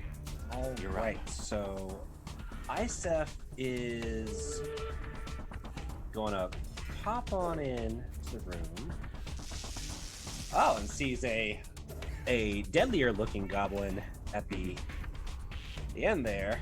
Yeah, on the south side of this little chamber on looks like a little stone dais and mounted chair is a much meaner looking goblin with perhaps better armor and a pistol pistol and a baton here who says, top-sided Rangers, we're gonna have to murder them all. I didn't get any of that. We're gonna have to murder the android specifically that doesn't quite understand what we're saying. Come again? Gonna kill you real good. Chop you up. Gonna make you into an effigy. We're going to KFC? Well, after this, when we win, we gonna treat ourselves, boy. Nothing good. What you got, Miles? Oh man, I've got a murderer's row of choices to make. Well,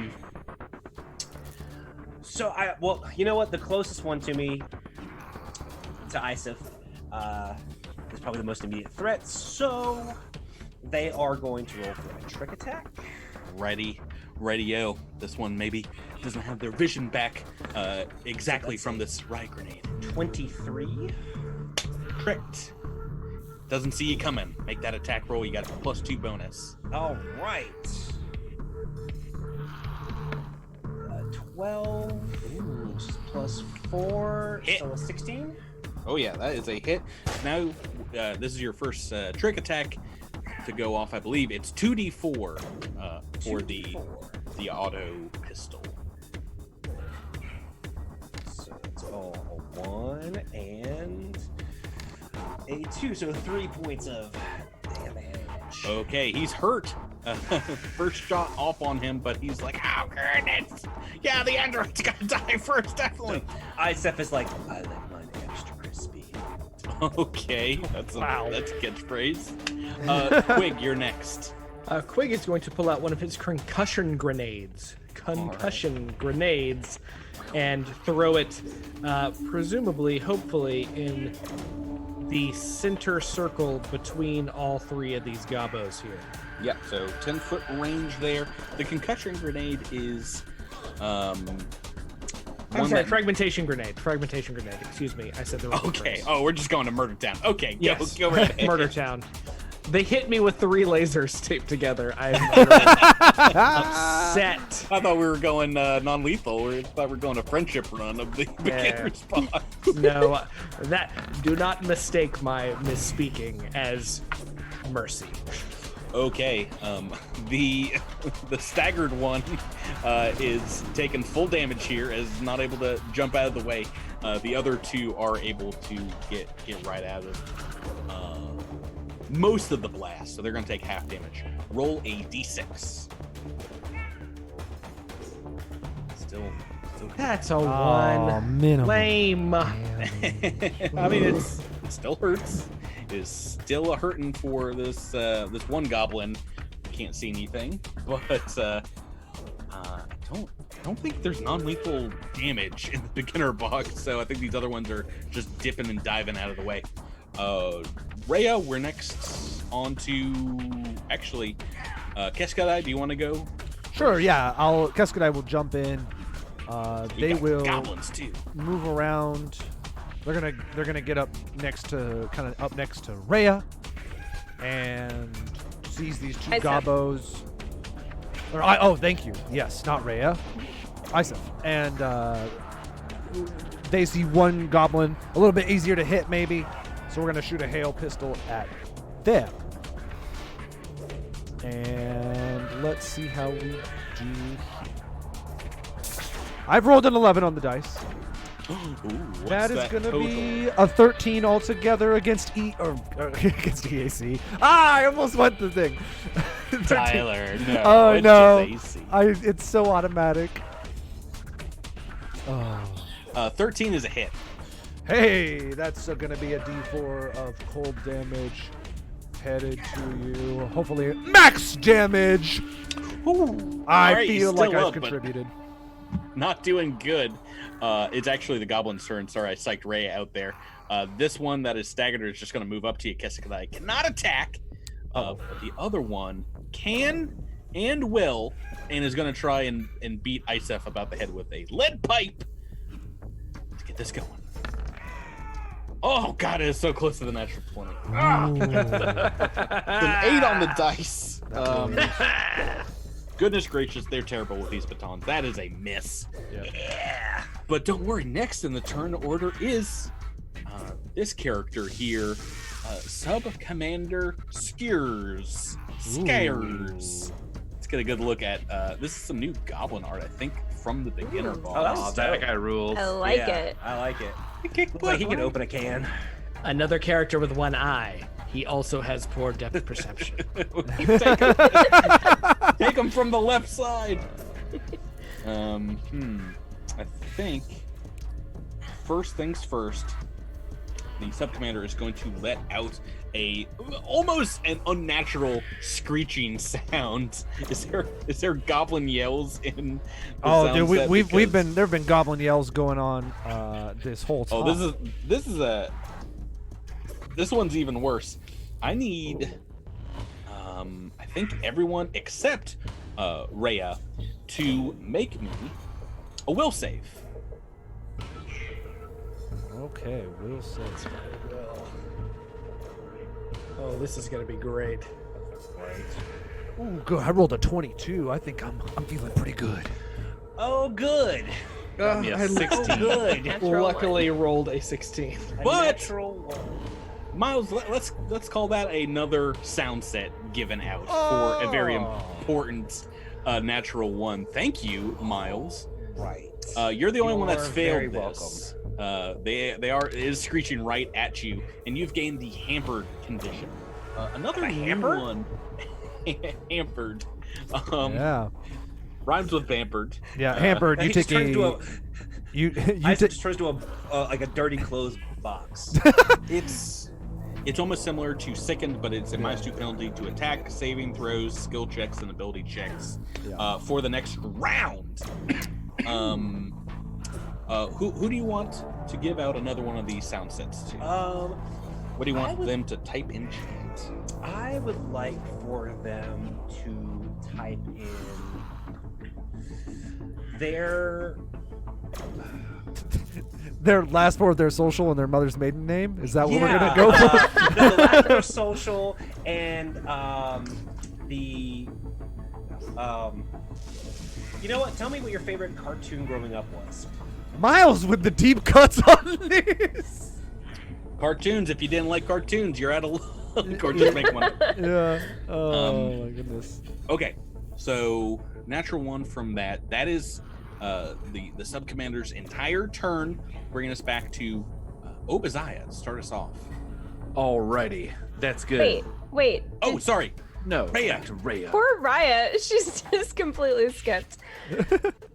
I forgot you were completely out of it because you're like 40 feet away. She's in the I know. shadows. Couldn't even hear the fight, the scream go on. Yeah. No, I'm sorry, but you can move in and take your action. All right. Raya's gonna move past the door because she has no idea what's going on right now, and stand right next to Isef. I was actually thinking, does Raya notice the claw marks? What looks like claw marks, or maybe those are stairs on the map. Those are stairs, yeah, a small set of stairs leading up to a dais. Well, Raya thinks the goblins are cute. Rebecca thinks the goblins are cute, and she's gonna reach out to them. I mean, she likes alien species. Maybe we can learn from each other. And she's going to ask the goblins if, my friends, you seem very fearful. Has something happened to you recently? Why is everything trapped? Why the effigy? Why are you so on the defense? That sounds like an interaction check you want to make. It does. Yeah, go ahead and roll for diplomacy, basically. All right, I only have a +1 to this, but that's a natural 19, so that makes it a 20. Ah, goodness gracious. So with that, believe it or not, the two smaller goblins down here begin cowering and backing away from you all as Skiers is going to move forward straight up to Rhea and says, "You're fighting my goblins. We're not scared of nothing, and not you either." "What do you mean scared? There's nothing down here more scary than us." All right, and then since it's my turn, I charge in and chop him. Oh, you got bamboozled! Pulled me out of retirement just to... It's called the Diplomacy Doshko Gambit. No, I'm not gonna mess up. I'm not gonna mess up your thing. I just thought I would. I thought it would be Silly for the stream. It's stream sillies. I thought it would Stream be sillies. real silly. It's all a big goof, everybody. But please do the role play that you want. I'm sorry, I interrupted. Rebecca scared says, What do you mean we're not scared of nothing? Nobody, not you. We'll kill you if that stupid Vesk wants to charge me. I see it in her eye. You see Obadiah just like peeking around the corner, just like sharpening the Doshko. Right. Oh, Lenswin in chat suggests that the Doshko's name is Diplomacy, which I think is 100% canon now. What was the Star Wars enhanced negotiations or? Yes. Rebecca, what do you want to say? You just seem to have your defenses up. I just wonder if there's some reason. Has something happened to you recently? Are you familiar with what's been happening in the Spire? Is that what it's called? Spire? Spike. It's actually Spike. the opposite. The Spike. It's downstairs. Yeah, the Spike. Stalactites, stalagmites. Right. Are you aware of what's been happening in the Spike? We are actually here to help you, and to find out what the Steel Talon might be. Have you heard Steel of what? that? How dare you speak its name? Oh, so you are familiar. What, of course, I am Sub-Commander Skiers, and I am in charge of this entire goblin settlement. What do you know? How can we help defend your goblins? The creature known as Steel Talon, that you call it, we call it Goblin Eater 5000. That's all it does. It eats us up. It's what's known as a mythical beast of legend and lore. It's a dragon. A dragon indeed. Oh my. It's a dog, isn't it? Well, friends, we wish to help you and help defend the entire Spike from this dragon that you tell us of. Do you know where it might be? Of course, it lies in a chamber above us, and it every once in a while requires a sacrifice. It eats my goblin friends. If you kill it, why, you'd be doing me a favor, and I wouldn't kill you back. Well, I can't tell you how much we appreciate that. Thank you for sparing our lives. We hope to spare more of your lives by killing the dragon. Well, that seems okay. That math works out. I like it. Let me aid you in your mission. The small goblin kind of like waddles over to what looks like a little side closet at the end of the hall here and produces a key card from their back pocket, kind of swipes it and rummages around in the room for a bit and brings out a pistol to you all. More pistols. Oh, wow. And says, where's the treasure on this? This is my pistol. This is my baby. It seems to wound the dragon beast, and I would like to give it to you. It's an accurate hand coil, and it does indeed electricity damage if you investigate this device. Okay. How much? Oh, this is in the Hero's Handbook, page 62. I love this so much. In addition to that, they're going to give you some med patches if that's needed, and 50 feet of cable line to aid you.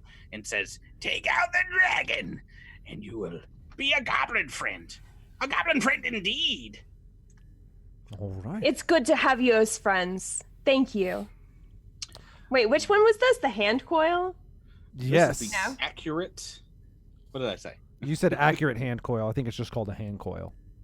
Yes, this one Okay. is indeed accurate, though. As you take it in your hands, Raya, you can feel it tingling with magical energy. Ooh. It has the accurate fusion on it, which means if you spend a move action kind of like aiming it and entrusting your spirit to the shot, you get +1 on the hit, Sweet. the attack roll. That's This is a D8 electricity damage. Oh my goodness! yeah. It's crazy. Rebecca's Where are, about to be. where are these want level that. 1 murder machine. small arms in main Starfinder? Yeah, that's a good question. Really quick, I think. Neck would have loved any of these weapons. So who's gonna wield this thing? I want it. You want to give Yeah. it to Isef? Yeah, Isef. with- Sure. Honestly, ISEF sounds is good. probably a good option for that with the trick attacks and Yeah. whatnot. Yeah, that's a Yeah. good idea. All right. Miles, why don't you also, Rebecca, why don't you throw yourself in chat again so somebody can easily message you? And Miles, why don't you hand out a code? Right. We had Get ice. some- Yeah, we had a lot of people. Oh, I really want to see these cartoons. Let's go Some good back to choices. Yeah, we have Ice King Um, Nexion with Sailor Darkwing Moon. Duck. That's a good choice. Yeah. Let's And I get liked Ice dangerous. King's original choice of Sailor Oh my Moon. goodness. A lot. Do you guys Ooh. know Miles like personally? Are these all your friends and family? And have just named like all of his Well, it's favorite not cards. like anyone said the Pirates of Darkwater. Oh, that would have but, been uh, that would have been it a would have steal, been- right? That would have been an instant steal. win. But I'm Or, gonna give it- Battle of the Planets. Battle for the Planets. yeah, I don't know if you can see the poster behind me, but we've got Or the other poster Spider-Man, behind you. Dr. Gadget, Darkwing Duck, Scooby Doo, which is honestly another all-time favorite of mine. I'm a massive Scooby Doo fan. But I think I'm gonna give it to Ice King. I do love the 90s Spider-Man, but I love Sailor Moon more. And I know that kind of gives them an unfair advantage because they said two things, but that is where I'm going. Is Ice King Nexion. Yeah. Oh, I see. Sailor Moon was their original submission. I just think we did not accept their Spider-Man 90s version submission. And So- and let's just say for the Steel Talon Dragon, I'll punish you. Oh boy. Well, kill him first, please, Patrick. Yeah. All right. So Quig is going off on their own. By the way, I just have to say, every time that I have ever tried to negotiate with an enemy in the past, it has never worked out. So I'm really glad that I went that route with this. Oh, well done. Oh yeah, no. If you hadn't rolled, I mean, it was DC 17. It's pretty high. If you hadn't rolled that, the Scourge was definitely attacking you next. They're like, quick, she's trying to intimidate us. Rebecca, will you make some noise in chat so Ice King can easily message you without having to scroll up the chat? Yeah, totally. Yeah, Thank you. Yeah. And you guys can move down this corridor if you're continuing on. Absolutely. And at the end of it, it just abruptly ends. You see no doors, no other exits from this westerly hallway. I'm gonna move us down here.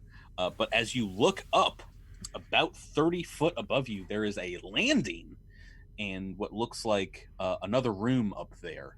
But it looks to be a bit of a tough climb. Oh, What a surprise! We got all this climbing Oh, rope and a grappling hook. well, we have a grappler. Let's use that Yeah. grappler. yeah. We'll just throw the grappler up there. No, no, use the grappler, Obadiah. Don't throw it. Do we have a sound for the grappler? I throw it up there, and then I just regular climb up. Yeah, I regular climb up, Oh boy. and then I lower down the rope. I just hold the end of the grappler, and I just like lower. Put it out on a winch. So you can tie it off up there. Feed it. Obadiah has rolled a 16. Yeah, 16 on the dice plus 8. Yeah, so it's DC 20, I think 20. So you just scramble right up. Scrambling. Oh boy. And now that there is a tether and a line for everyone else, it is a much easier athletics check. Everyone else give me an athletics roll and see if you can climb up now that you've got a line and a wall to brace yourself against. It's another 19 from Raya. Rebecca. It's a 13 for Quig. Everybody. 22 for Isef. Whoa. Whoa. Oh, and a 16 for Keskadai, which is good because I have +0 to this. I thought this might take a while. Same. For real. This is the best anyone has ever climbed a wall in Tabletop RPG. You guys have all blown it away. I think it wasn't a desk. Great job. And as you you guys can all move yourselves up into like this 10-foot area above the wall here. As you see in the next room, moving forward, there are glowing power conduits and electrical recharging stations running along the walls of this next chamber. And the room turns to the east and widens out a little bit. You see a line of 3 pillars supporting the ceiling overhead. Plugged into one of these recharging stations is a small robot, almost animal-like with these spindly legs. But it seems to be in standby mode, so it might be possible to sneak by it. Wait, everyone stop. Can I do a Listen. Quig is back with a brand new suggestion. What if I Oh, make a technology roll? Oh, goodness gracious! What do you want to? What do you want to do with the technology roll? To see if I can anticipate what might trigger it or potentially disable it. So make that roll. We'll start with that. Need to 14. move the Twitch chat so they can see what you guys are seeing here. Oh, yes. I need to move. 14. You can tell that this thing is active. It is on, but it is in kind of like a low power mode. So it is not the most perceptive right now, but it you can try to sneak past it if you want. Otherwise, if you move like right up to this thing and go, "Hey, how's it going?" It will probably turn on and perform whatever functions that it is programmed to do. Isif is definitely gonna try to sneak by. Oh, believe it or not, the operative is gonna try some sneaky. Go right ahead. All right. We'll have you guys kind of roll similar. Oh boy. Uh-oh. Good. Oh, good. What did you get? That is a natural 1. Which Oh, Miles just loves giving out sounds. Oh, so I just have like 2 like symbols, and I'm just marching by. Bam, bam, bam. Just love giving them out. Well, you've still got a 12, right? Yeah. Altogether. Yeah. I'm gonna roll a secret perception roll. Oh boy. Oh boy. All right. I've rolled very well. We're in initiative turn order. Awesome. Oh no. Awesome. I've rolled a 19, and believe it or not, in the initiative turn order, I think I also rolled like a 19 or an 18 for this robot, which means it immediately powers on and sees It's in front of it, rigged. and is going to immediately go on the offensive. And I think we're doing a quick ranged attack about 10 foot away as it pulses out with an electronic blast. A 14 on my dice. That is going to... Oh boy, that's going to be a hit. This is electricity coming at you. Electricity damage, D4 plus 1, so 4 damage, electricity in total. Next in the turn order, well, believe it or not, normally at the bottom, but Keskadai rolled the highest. How much damage you said? 4 points of electricity. All right, Tyler, yes. what you want? You're up next. I'm up next. Oh no. Okay. Seeing that the jig is up, Keskadai. Who's gonna move up next to Isif? I'm gonna shoot at it with my own Hail Pistolio. No pistol shot. Natural 1. Natural 1. Terrible. Oh man. You're an awful human being. You shouldn't be allowed to touch dice ever. And we're moving on to Rhea. Rebecca. All right, Raya is going to do the same, but hopefully not roll a natural 1. I'm going to stand next to Isef and take a shot. Are we still getting out codes for natural ones? Because Not We those. only have 1 code left. Yeah, so... not yet. We're gonna save. I think we're gonna save the last code for nat 20. maybe Natural a. 20. What? Yeah. right? Natural 20. Oh, I thought you got a natural 20. No. We should Oh my God, so save it for a excited. natural 20. Yes, we should But save maybe. it for a All right, let 20. me roll. Oh, that's so close. That was a 19. Well, a 19 is gonna be a hit. So, what are you shooting at him? A laser pistol. Okay, go ahead and roll that damage. Just one. Alrighty, it does score a small blast, a laser blast in its side. This thing is just getting started. Obadiah, you're up next. Alrighty. Let's Moving see. up. Before I move up, I'm gonna use my very good knowledge of science to see if I know anything about robots. Don't make me that roll. Nope. What'd you roll? I rolled a 3 plus 0 is 3. All right, adding. I'm pretty sure robots are weak to Doshko damage. so I'm gonna move up. I think everything is, but yes. Yes, especially robots probably. And I'm going to just wang it real good. All right, that'll be a 13 versus AC. The book versus its armor class. That is just a miss. Ooh. Obadiah's not going to do it for you, but maybe Quig will. You got to move up from the back of the party here, Drew. What you got? Quig is going to race up to join his fellow compatriots in combat. Nice And firing line there. as he does so, he readies his flamethrower. Oh. See if we can melt this bad boy. And he is going to take a shot with his flamethrower, which is in a cone. So I don't know if that is going to attack Obadiah as well. With a 15-foot cone, you can just get the diagonal running from you to the robot and magically somehow skip all your friends. Nice.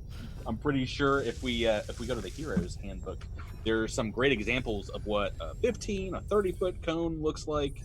But one of them is it looks like it should be a Tetris piece, but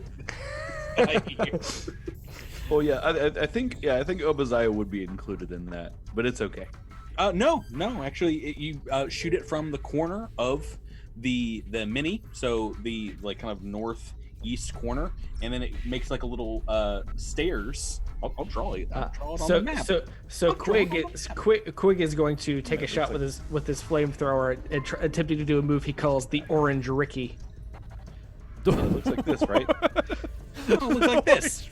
Oh, it looks like a natural 20! Oh! Beastmaster! Come on. I don't like it, Drew. Well, you didn't. This is the one I get! This is the one for me! When's gonna be my time? Huh? Boy, oh boy. That's a hit, and it's almost too good of a hit because this robot, like many robots in the Starfinder universe, is vulnerable to critical hits. So, Nice. I can't hear you in my headphones! you're just fine. It's 2d6 damage, and it's taken 50% more of that. That is 7 damage. Oh, no, it's not. It is. And a nat 10? 6. Yeah, it's 10 points of damage in total. Goodness gracious. This thing is still up, but it is now nearly destroyed. There's, bits of melted metal slagged off of it. It's letting out some, like, hideous robotic screeches. So since I got a natural 20, do I get to give out another code? Yes, you do. This is the last one we have, so make it a good one. Speaking of robots, what's your favorite robot? Put it in the chat. What's your favorite robot? If it matches up with my favorite robot or a Best robot that I think is the favorite best of what you list, you get a code. It's not this dingus robot. This guy's not that great. We are not done with this turn yet, though, as we're back to Isef. Failed the sneak check, but you can make up for it now, as you have a pretty terrible hand coil, accurate hand coil. What do you want to do, Miles?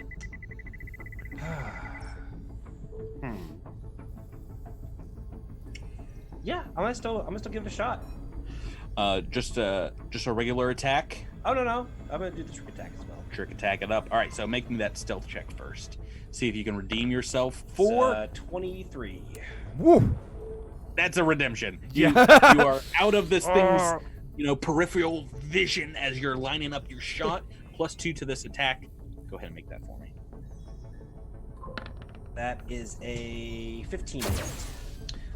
15. So that's not including your +2, right? Oh, that's so a 17 hit. That is a hit. Go ahead and roll me damage. It's a D8. Is that what I said earlier? Yeah. A D8 plus a D4. All right, D8 plus a D4. So that is 9 points damage. Okay. It's actually 13 because it's also vulnerable to electricity. Oh my! This poor robot. And it is fried. It is on the ground. Oh, Sending off sparks. We're out of combat. Good work, team. Isif is gonna spend a resolve point to heal themselves. Okay, so you guys want to take a 10-minute break here, a little resty poo? Yeah, we could take a little bit of break. Mistake. I feel like mecha can count. Well, I'll expand Drew's. What is a mecha besides a I think it's robot? Drew's rules, right? Nah. I'm just Drew? gonna show this off and say that yes, Yeah. mecha can count. Oh boy. It could be one of the Transformers. I would transform this, but we don't have that kind of time. Drew, my submission is going It to be. takes 12 minutes Wally. to transform. It doesn't take that much time to transform, but it's gonna be me like a going puzzle like cube. I can't just go and have it transform. It has to this guy. move. I don't Yeah. have Guy any you can transform. robots. I also have one of those. I don't have any robots. I've only got my sweet goblin bank. I like the Goblin Bank. Everyone I play think that with toys wins. All right. I'm looking at submissions, but all I'm seeing is people that already won tonight. Come on, folks! If you're out there watching, just put in a robot. I love all kinds of robots. I don't think Tate's is one. I'm looking at my Yeah, list. and I know Tate's has a robot up in here, so we've got. Ooh, I don't even know what ED209 is. I saw. That's a yeah. good one. You don't know ED209? The problem with No. Mistaken Potatoes is he knows exactly what robots I like the most. So Yeah, so he's cheating. I almost want to preclude him from this. It's your choice, but I do love the Ed. We have a death scythe. Ben says he hasn't won yet. Ben, what's your favorite robot? Ben, keep Ben has already trying. said Vincent from The Black Hole, which is also on Disney Plus, which I need to watch because it's been decades since I've seen that movie. We're gonna need a decision, Drew. Yep. 5, 4, 3, 2, You have 2 seconds to comply. 2, yeah, and 1. What's your decision? Oh, you name a Gundam, you're gonna get a win from me. Oh gosh. I'm sorry. Yonel's Wrath with the Death Scythe Gundam. One of my favorites. My favorite Gundam from Gundam Wing. Oh, is it really? Is that what that is? I thought you always hated that one for some reason because I've always No, talked dude, about how much I love no. it, Zah, and you always I love Death Scythe. Oh, Don't call me out on that. Somehow this TTRPG Starfinder session And has gotten 10 Duo- times more nerdier. Duo Maxwell is my favorite character from that series. All right. All right, so yeah, Let's play Starfinder. get the message in there. The 10-minute rest is done. Are you guys ready to? It looks like a set of stairs descending into this next chamber. Man, had to climb a big a big wall, and now we got to go downstairs. This is Yeah, crazy. just arrange Quite yourself an in amount your of marching athletics. order, about like 15 feet into this next room as you're I'm sorry. Are we going downstairs or upstairs? downstairs. Downstairs. Didn't the goblins say that they were in a chamber above us? Like, isn't that where we're trying to go? Yes. Well- You also climbed 30 feet up Yeah. just a moment ago. So we're just gonna. Okay. All right, just 15 foot into the room. You guys you're way ahead already. I don't know what you're doing. Get back there. I hate all of you. Everybody move your tokens quickly. Everybody, it's Shouldn't have given you token control. it's a revolution. Bill, I never should. Let me read what you see here. It's a very short flight of steps that leads down into a very long chamber. Appears to be a bit time worn. Maybe at one point was a factory or some kind of large workshop, but it hasn't been used for that purpose in many a year, if not centuries, as faded chemical stains and splotches of mold mar the walls, and rusted gantries sag alarmingly from the ceiling overhead. There are ancient immobile machines that stand crumbling along its walls, and huge piles of debris and litter across the floor here. And on the far side of this chamber, there's a huge heap of technological items that's been gathered together in like a large hill. Although it doesn't look like much, this pile of junk seems to include broken security robot bodies, used cybernetic like arms and legs and things, and other recycled tech. There seems to be a number of valuable items here, a suit of armor, a few weapons. But before you get much closer, there comes swooping in from the ceiling above you a massive, terribly winged creature popping right into view. Plum, here we go. Dad? I told you it was some kind of bird. Right across the other side of the room, I'm gonna bring it over just to show you what this sweetie looks like. Oh no. Yes. Oh, hold on one second. I gotta move. Ghidorah. I gotta let chat see this, but we need light. Pretty big. It's a You gotta light up the light up. Everybody move the dancing lights. It is covered in shining metallic scales. This is not an ordinary dragon, as you hear the whine, the high-pitched whine of servos and gears inside of its body, revealing this dragon is indeed a robot of some sort. Steel Talon has arrived, and we are in initiative turn. Order! So this is another original monster for the beginner's box. You may notice it on the cover art of the beginner's box. Spoiler warning! And also for the name of the sound set, it is Steel Talon themselves. The robot is coming in here. Let me get the initiative tracker started. I can Old like garbage for me this time. I can tell you that actually I rolled pretty well. It's almost in the exact order of your guys' bonus. First, with a +7 initiative bonus, is Obadiah, followed by Isef, Wig, and then Raya, we have not determined what it is yet, and Keskadai. And some point in there, old Steel Talon's gonna strike. But Obadiah, you are first. You see this thing? You're about 30 feet away from it. What would you like to do? Let's see. I'm going to take a few steps forward and then lob a shock grenade at the big Robo Dragon, because I saw how good the electricity did on that other robot, and I'm pretty sure all robots are exactly the same. Well, you remember back to Sub Commander Skur saying, It doesn't like electricity. That's why I got this pistol. Here you go. Oh, right, so yeah. all of you know well that you're probably going to need to pump out some E damage. E side. Alrighty, so I'm gonna throw this big old shock grenade, and I'm gonna sort of run forward a little bit, and then Thrown versus AC 10. Trying to hit the ground. oh yeah, Nice. that'll be a 20 altogether.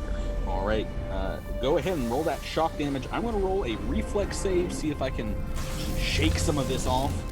Ooh, I rolled a 5 on the dice. That is a fail. Yes! Good call, Jabert. Taking some shock damage. 8 points of shock damage.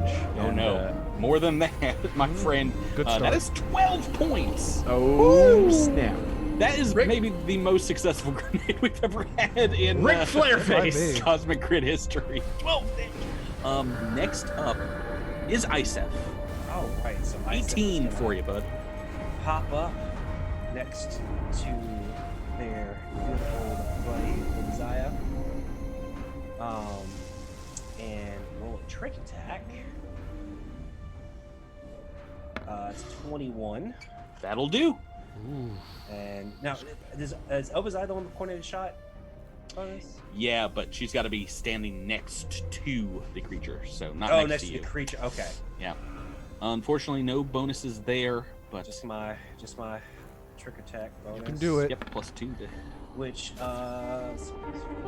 17 to hit. 17 is gonna be a hit. Yeah. Yeah. That's a D8 and a D4. Yeah. See if you can match a 4 Jabert. and 4, so that's 8 plus what? No, that's just straight 8, Eight, and yeah. it's 1.5 times that because this is indeed weak to electric damage. Ooh, we're starting off So strong. that's 12 points damage, right? Yeah, another 12. So it's taken 24 points of damage so far. It's not looking too good. You know, like one of the wings is like. Isef and Obadiah are still looking at the monster, but they pump Yeah, fists. yeah. Like not looking 'cause they're that cool. Obadiah throws up like a high five and just sort of grabs your fists and shakes it a little bit.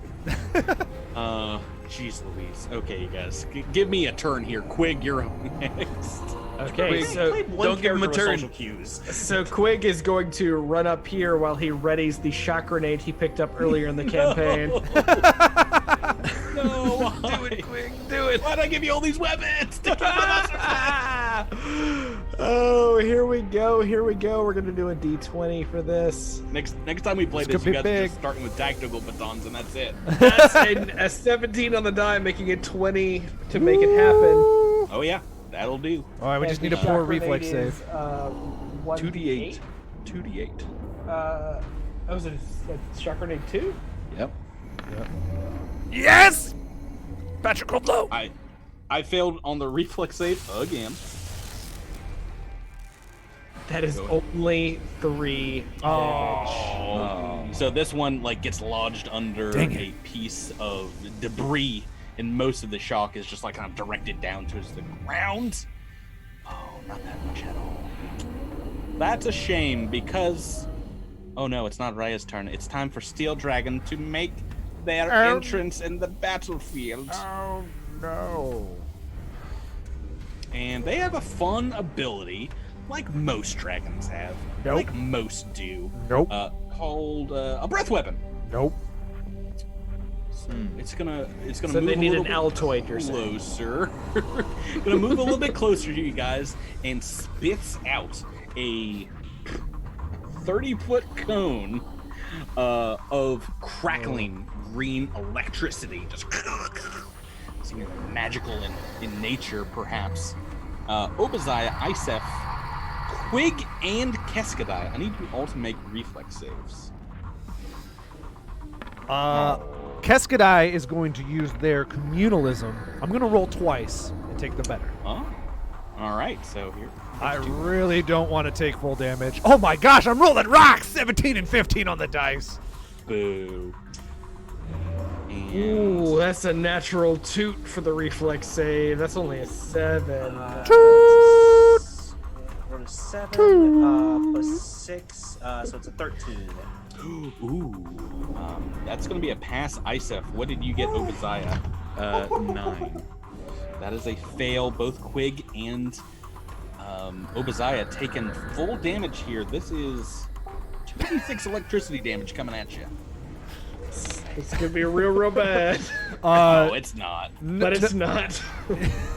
Nuds one in chat was like, I just got here, and I'm like, why are they standing in a cone shape? That's a great question, Nuds. I don't know. Why are we doing that? 4 points of damage, so 2 on the half. Do we have a steel And that's the Talon? reason we're standing in the cone shape is because we got the dragon to bloodied in the first turn before it got to move. Andrew, thank you very much. Do we have a steel Talon roar or something to make me sound more intimidating than I am right now? I'm gonna crank the volume. Headphone warning. This dragon's about to get big. You hear that breath weapon coming in? It's time to get out. I love it so much. That kind of like uterus sound too. That's dope. Okay, that is its turn, and now we are on to Rebecca. We're on to Raya. Raya You're is going. outside of that blast, sadly. Sad for you, maybe. Raya's feeling pretty good about her initiative score right now. And you would have moved right up into that 30-foot range. It's complete. You're playing the Tenno Manager just like I used to. so she is going to run right up to Obadiah, having seen how powerful her last attack was, and she is going to use a spell called Supercharged Weapon and touch the electricity weapon that Obadiah is holding to grant it more damage on its next attack. Do you have another electricity weapon, Jabber? I don't, but I have a Doshko that I glued a battery to. So. Oh crap! I should have done that to Isep. Yeah, I think you meant ice. I don't even think you can use superpower on the Doshko, right? No, it's got to be. I believe it's got to be a charged weapon. It's got to I be think powered. Yeah. Obadiah does have a laser rifle. If you want to do that, or if you want to just put all your money on Miles. Isep. No. I misunderstood what happened before. I thought I interpreted the electricity damage that Obadiah did before as a weapon that she was holding. But if that is not the case, then Isep is definitely who I meant to put that. She used the grenade. The grenade is a one-time thing. Okay. Understandable. We'll take it back. Take it back. Because you guys need more help. Keskadai, you are next. Keskadai is going to grasp their holy symbol and look up into the sky and say, "Hi, O'Neill's Wraith, Nudes 1. Thank you for the follow on twitch.tv for Cosmic Crit. Oh my goodness. You give me unlimited power." And Keskadai is going to pool that power into her mind and thrust it outwards. Mind thrust to you, Patrick. I'm gonna need a will save. Nah, I'm cool. Okay, never mind. I take it back. I'll shoot him instead. Just kidding. No, is that what you're using? Mind thrust, baby. Mind thrust. You got DC 15 Against a robot? It Against a goes robot. through and does absolutely nothing, No! Tyler. Have you played What were you Starfinder? thinking? What are you doing? It's a construct. I don't know. I'm having. Miles, Can I have fun Miles with my is- character? Can I have fun with Keskadai? You all judging me? throwing shade at you. Yeah. What are you thinking? It's a robot. I don't know. Oh goodness. No mind thrust is going through here. It is indeed. Has construct immunities. Unfortunate, but worth a shot because it's my best damage dealing ability. Yeah, it can't be affected, and it says it right here in the Game Master's book, which is spelled out perfectly. Isn't affected by attacks that target its mind. Yeah, well, I mean, I'm just looking at Keskadai's technology bonus, so she's not going to know, they're not going to know that. So I feel like I've RP'd this very well, and That's fine. we'll move along. We'll go with that, Tyler. Good cover. We're at start of turn 2. Obadiah, we're back to you. All right. I've taken some shocking surprises there. And I am sort of holding up my Doshko, and I see Rhea sort of like run up like, "I'm gonna help you," and then at the last second she like turns and like charges up Yusef's weapon, and so Obadiah just sort of slumps just a little bit, and I'm like, oh, and then sort of comes around to the corner and says, "Well, I'll show them. see how good I am." Taping that battery to your Doshko. Right? Putting this thing right on here. Yes. So 16 on the dice. Boy, oh boy, that's a hit and a half. Go ahead and roll that Dosh damage. The Dosh. All right. The Dosh. 5 points of kinetic. 5 points. Okay, it is still up. It's still looking very haggard from the electrifying first round, but it's got a lot of fight left in it, and we're going to supercharged Icef with the dragon slain accurate hand coil. Miles, what you want to do? Do a trick attack first. All right, see if this thing notices you. Maybe it's looking at That Obasiah's passes way. at 27. Oh, okay, so +2. +2, and do I have coordinated shot now? Because You do, yes. All right, so it's +3. And are you studying your shot? Isn't that how the accurate fusion works? Or I don't think he has the turn. He doesn't have the move economy to do all those things. I don't I'm think. not sure if that's how it's going to work with an operative in the beginner box. I don't know if trick attack requires a Full action? Probably. No, it doesn't. You can do both. Oh wow. All right, then I want to study my shot as well. Nice. All the bonuses. Max bonus. So that adds what, +4? Yes, on top of your ranged attack. Oh, don't roll a 1. That'll be fine. Come on, here comes the All 20. right, so that is 20 to hit. Oh, goodness gracious, that's a hit. Nice. Roll some good damage here, buddy. So there's the a D8. A D8, a D4, and 4D6? an additional 4d6 damage. Wow. Okay, well, I'm gonna. 4d6? All Good electric. Lord. All the At level 1? 46? Crazy. So Oh. that's a total of 14, 17, 19 points of Oh. damage. Wait, plus Plus 8. 9. Oh, plus 9, plus 9. right? So that's Right. 27 points damage? 20 points damage? Goodness. Well, regardless, you're blasting a hole in this thing's chest that is about the size of Obasiah. She can like walk right through it. Oh my. And she does. That is an And she additional does. 4d6? It's dead? Level 1? It's dead? What? That That's is what we call bonkers. This is what we call a team effort.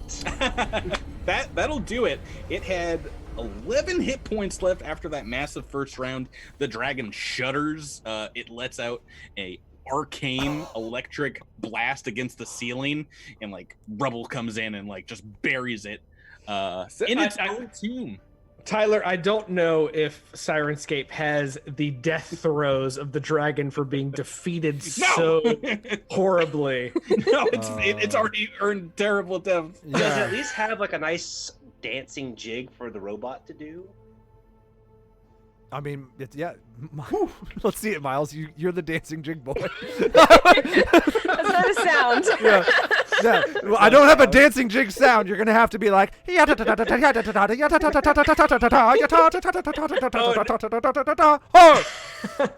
Oh no, according to Ice King Nexion, the flex tape dude walks out. The dragon is back in the fight. Just heal that up real quick. In this dragon's hoard, its technological massive hoard, you find thin plate armor, a flame doshko. I'm sure Rhea will want that. A forked pistol, a magical ring of resistance, and cred sticks totaling 800 creds. On top of, you guys can like slice off the dragon's head with a well-aimed doshko shot and bring it back for the bounty of 1,000 credits. All right, we're rich. I know credits don't make a sound, but I'm hitting the coin purse sound because it's raining money. And that is It's raining creds. nearly the entirety of Steel Town's Lair, the beginner box adventure for level was 1. Yeah, PCs. nice. That was really fun. Oh. That was really fun because we Oh. did so well. So fun.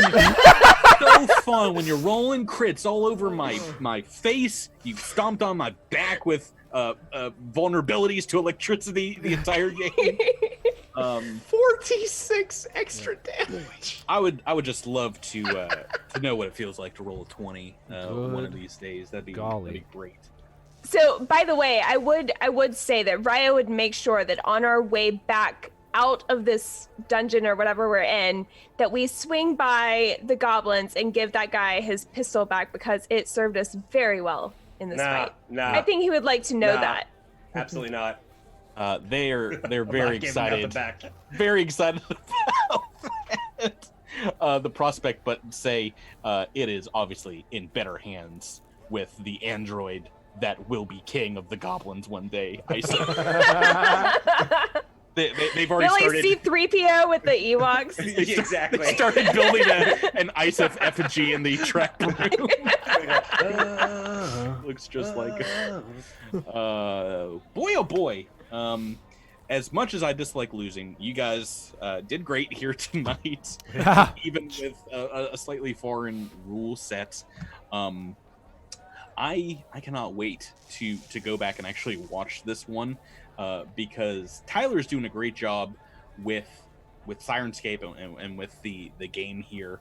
The background sounds for adventures like this are just such a great way to add ambiance, to add some extra tension. We love music, especially on the podcast, and I think one of the first combats you guys got in season 1, we were jamming out to some of some of the same music that was in this sound set. It sounded so familiar. Just sitting right down memory lane for some of those sounds. And honestly, it's more of a perfect storm because I mean the beginner's box is such a perfect introduction to just getting introduced to Starfighter. Like this is a really good, consistent, fun, concise adventure. And I cannot believe less than 2.5 hours to rock through this thing. And the Syrinscape, we've been using Syrinscape since the beginning, and I mean it adds such a great extra dimension of atmosphere. Like you said, atmosphere, but you just get really into it because of that degree of RP that it really adds to the adventure. And if you're playing at online, if you're playing at a table, you just open up a laptop, you have it open, and Syrinscape Sound in the chat is posting links to not just their Steel Talons set, but their all Starfinder set, because we have used Syrinscape Sounds the entire run of this show.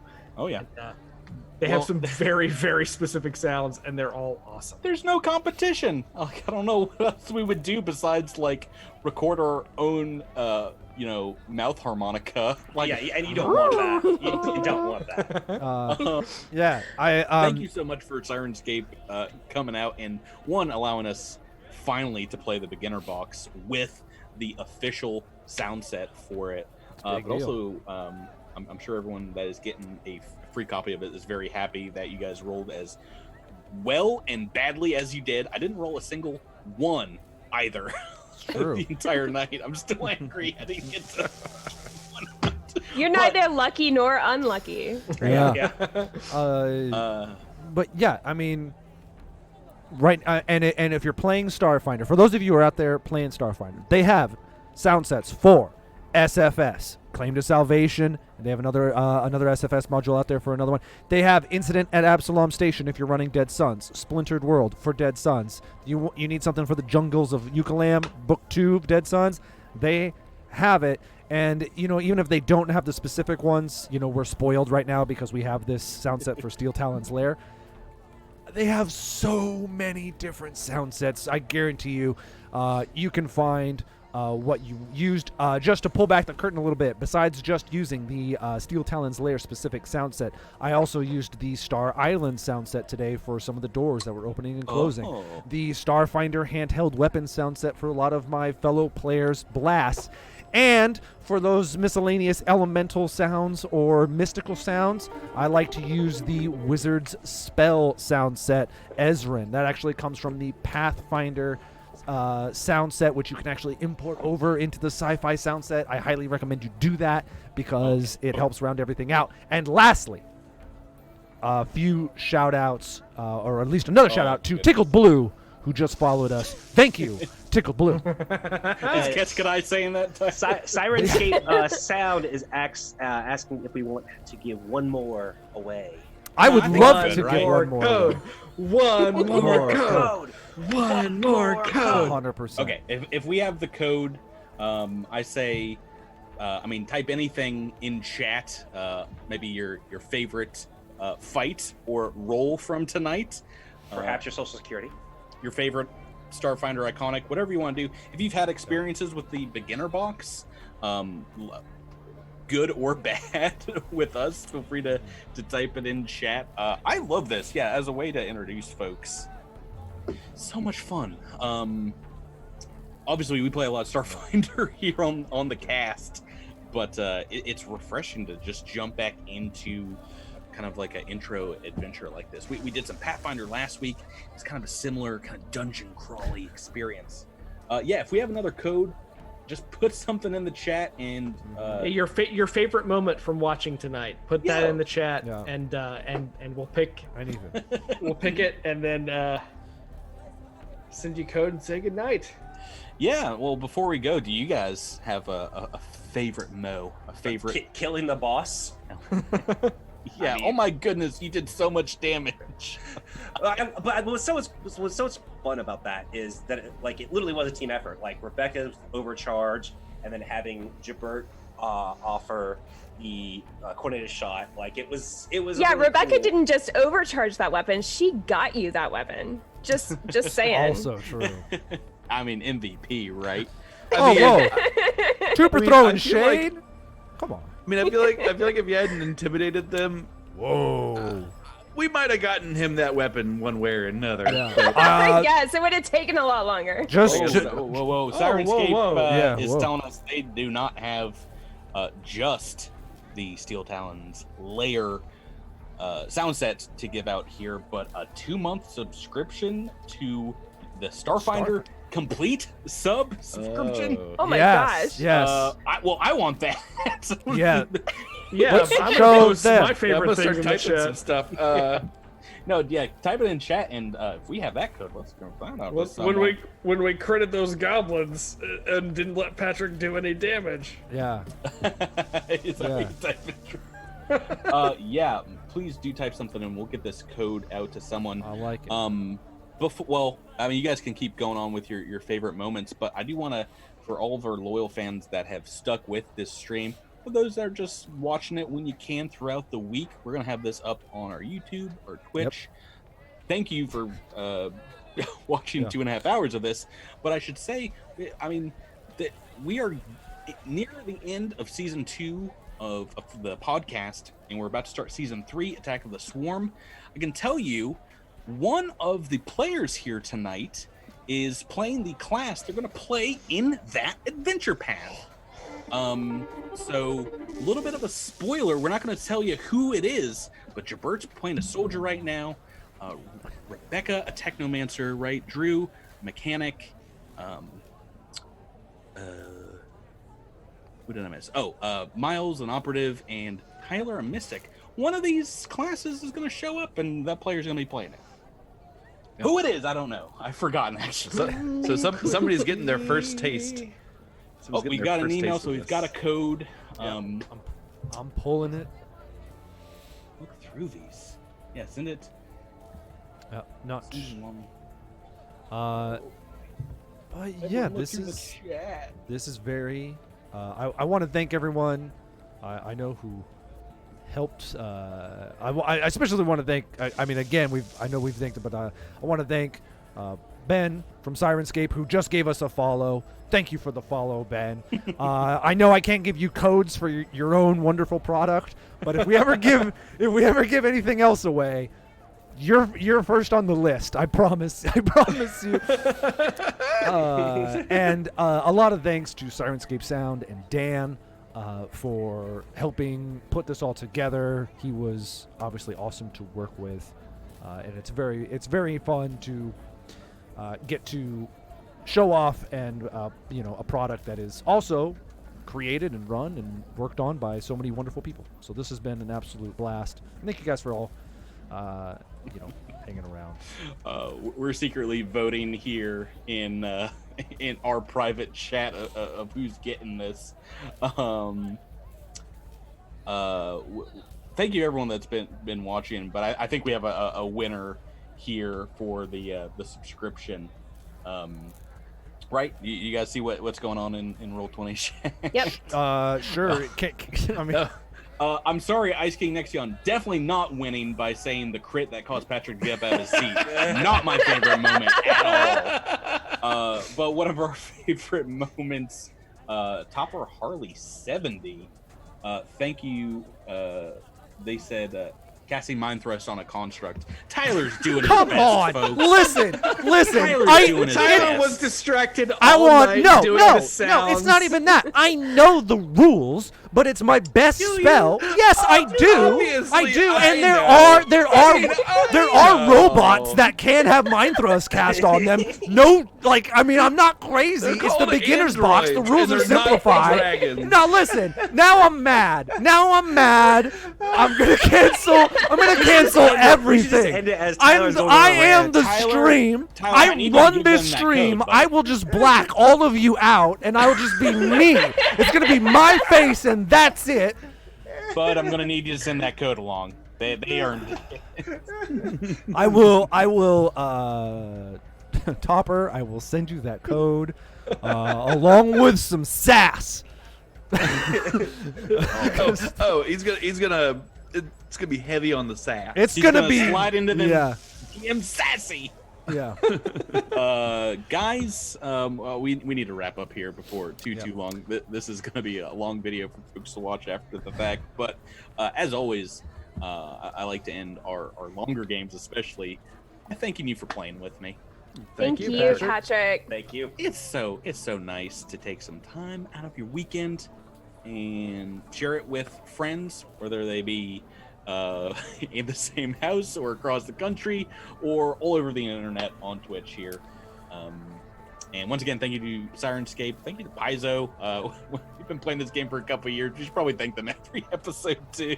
But and thank you everyone for watching. Yep.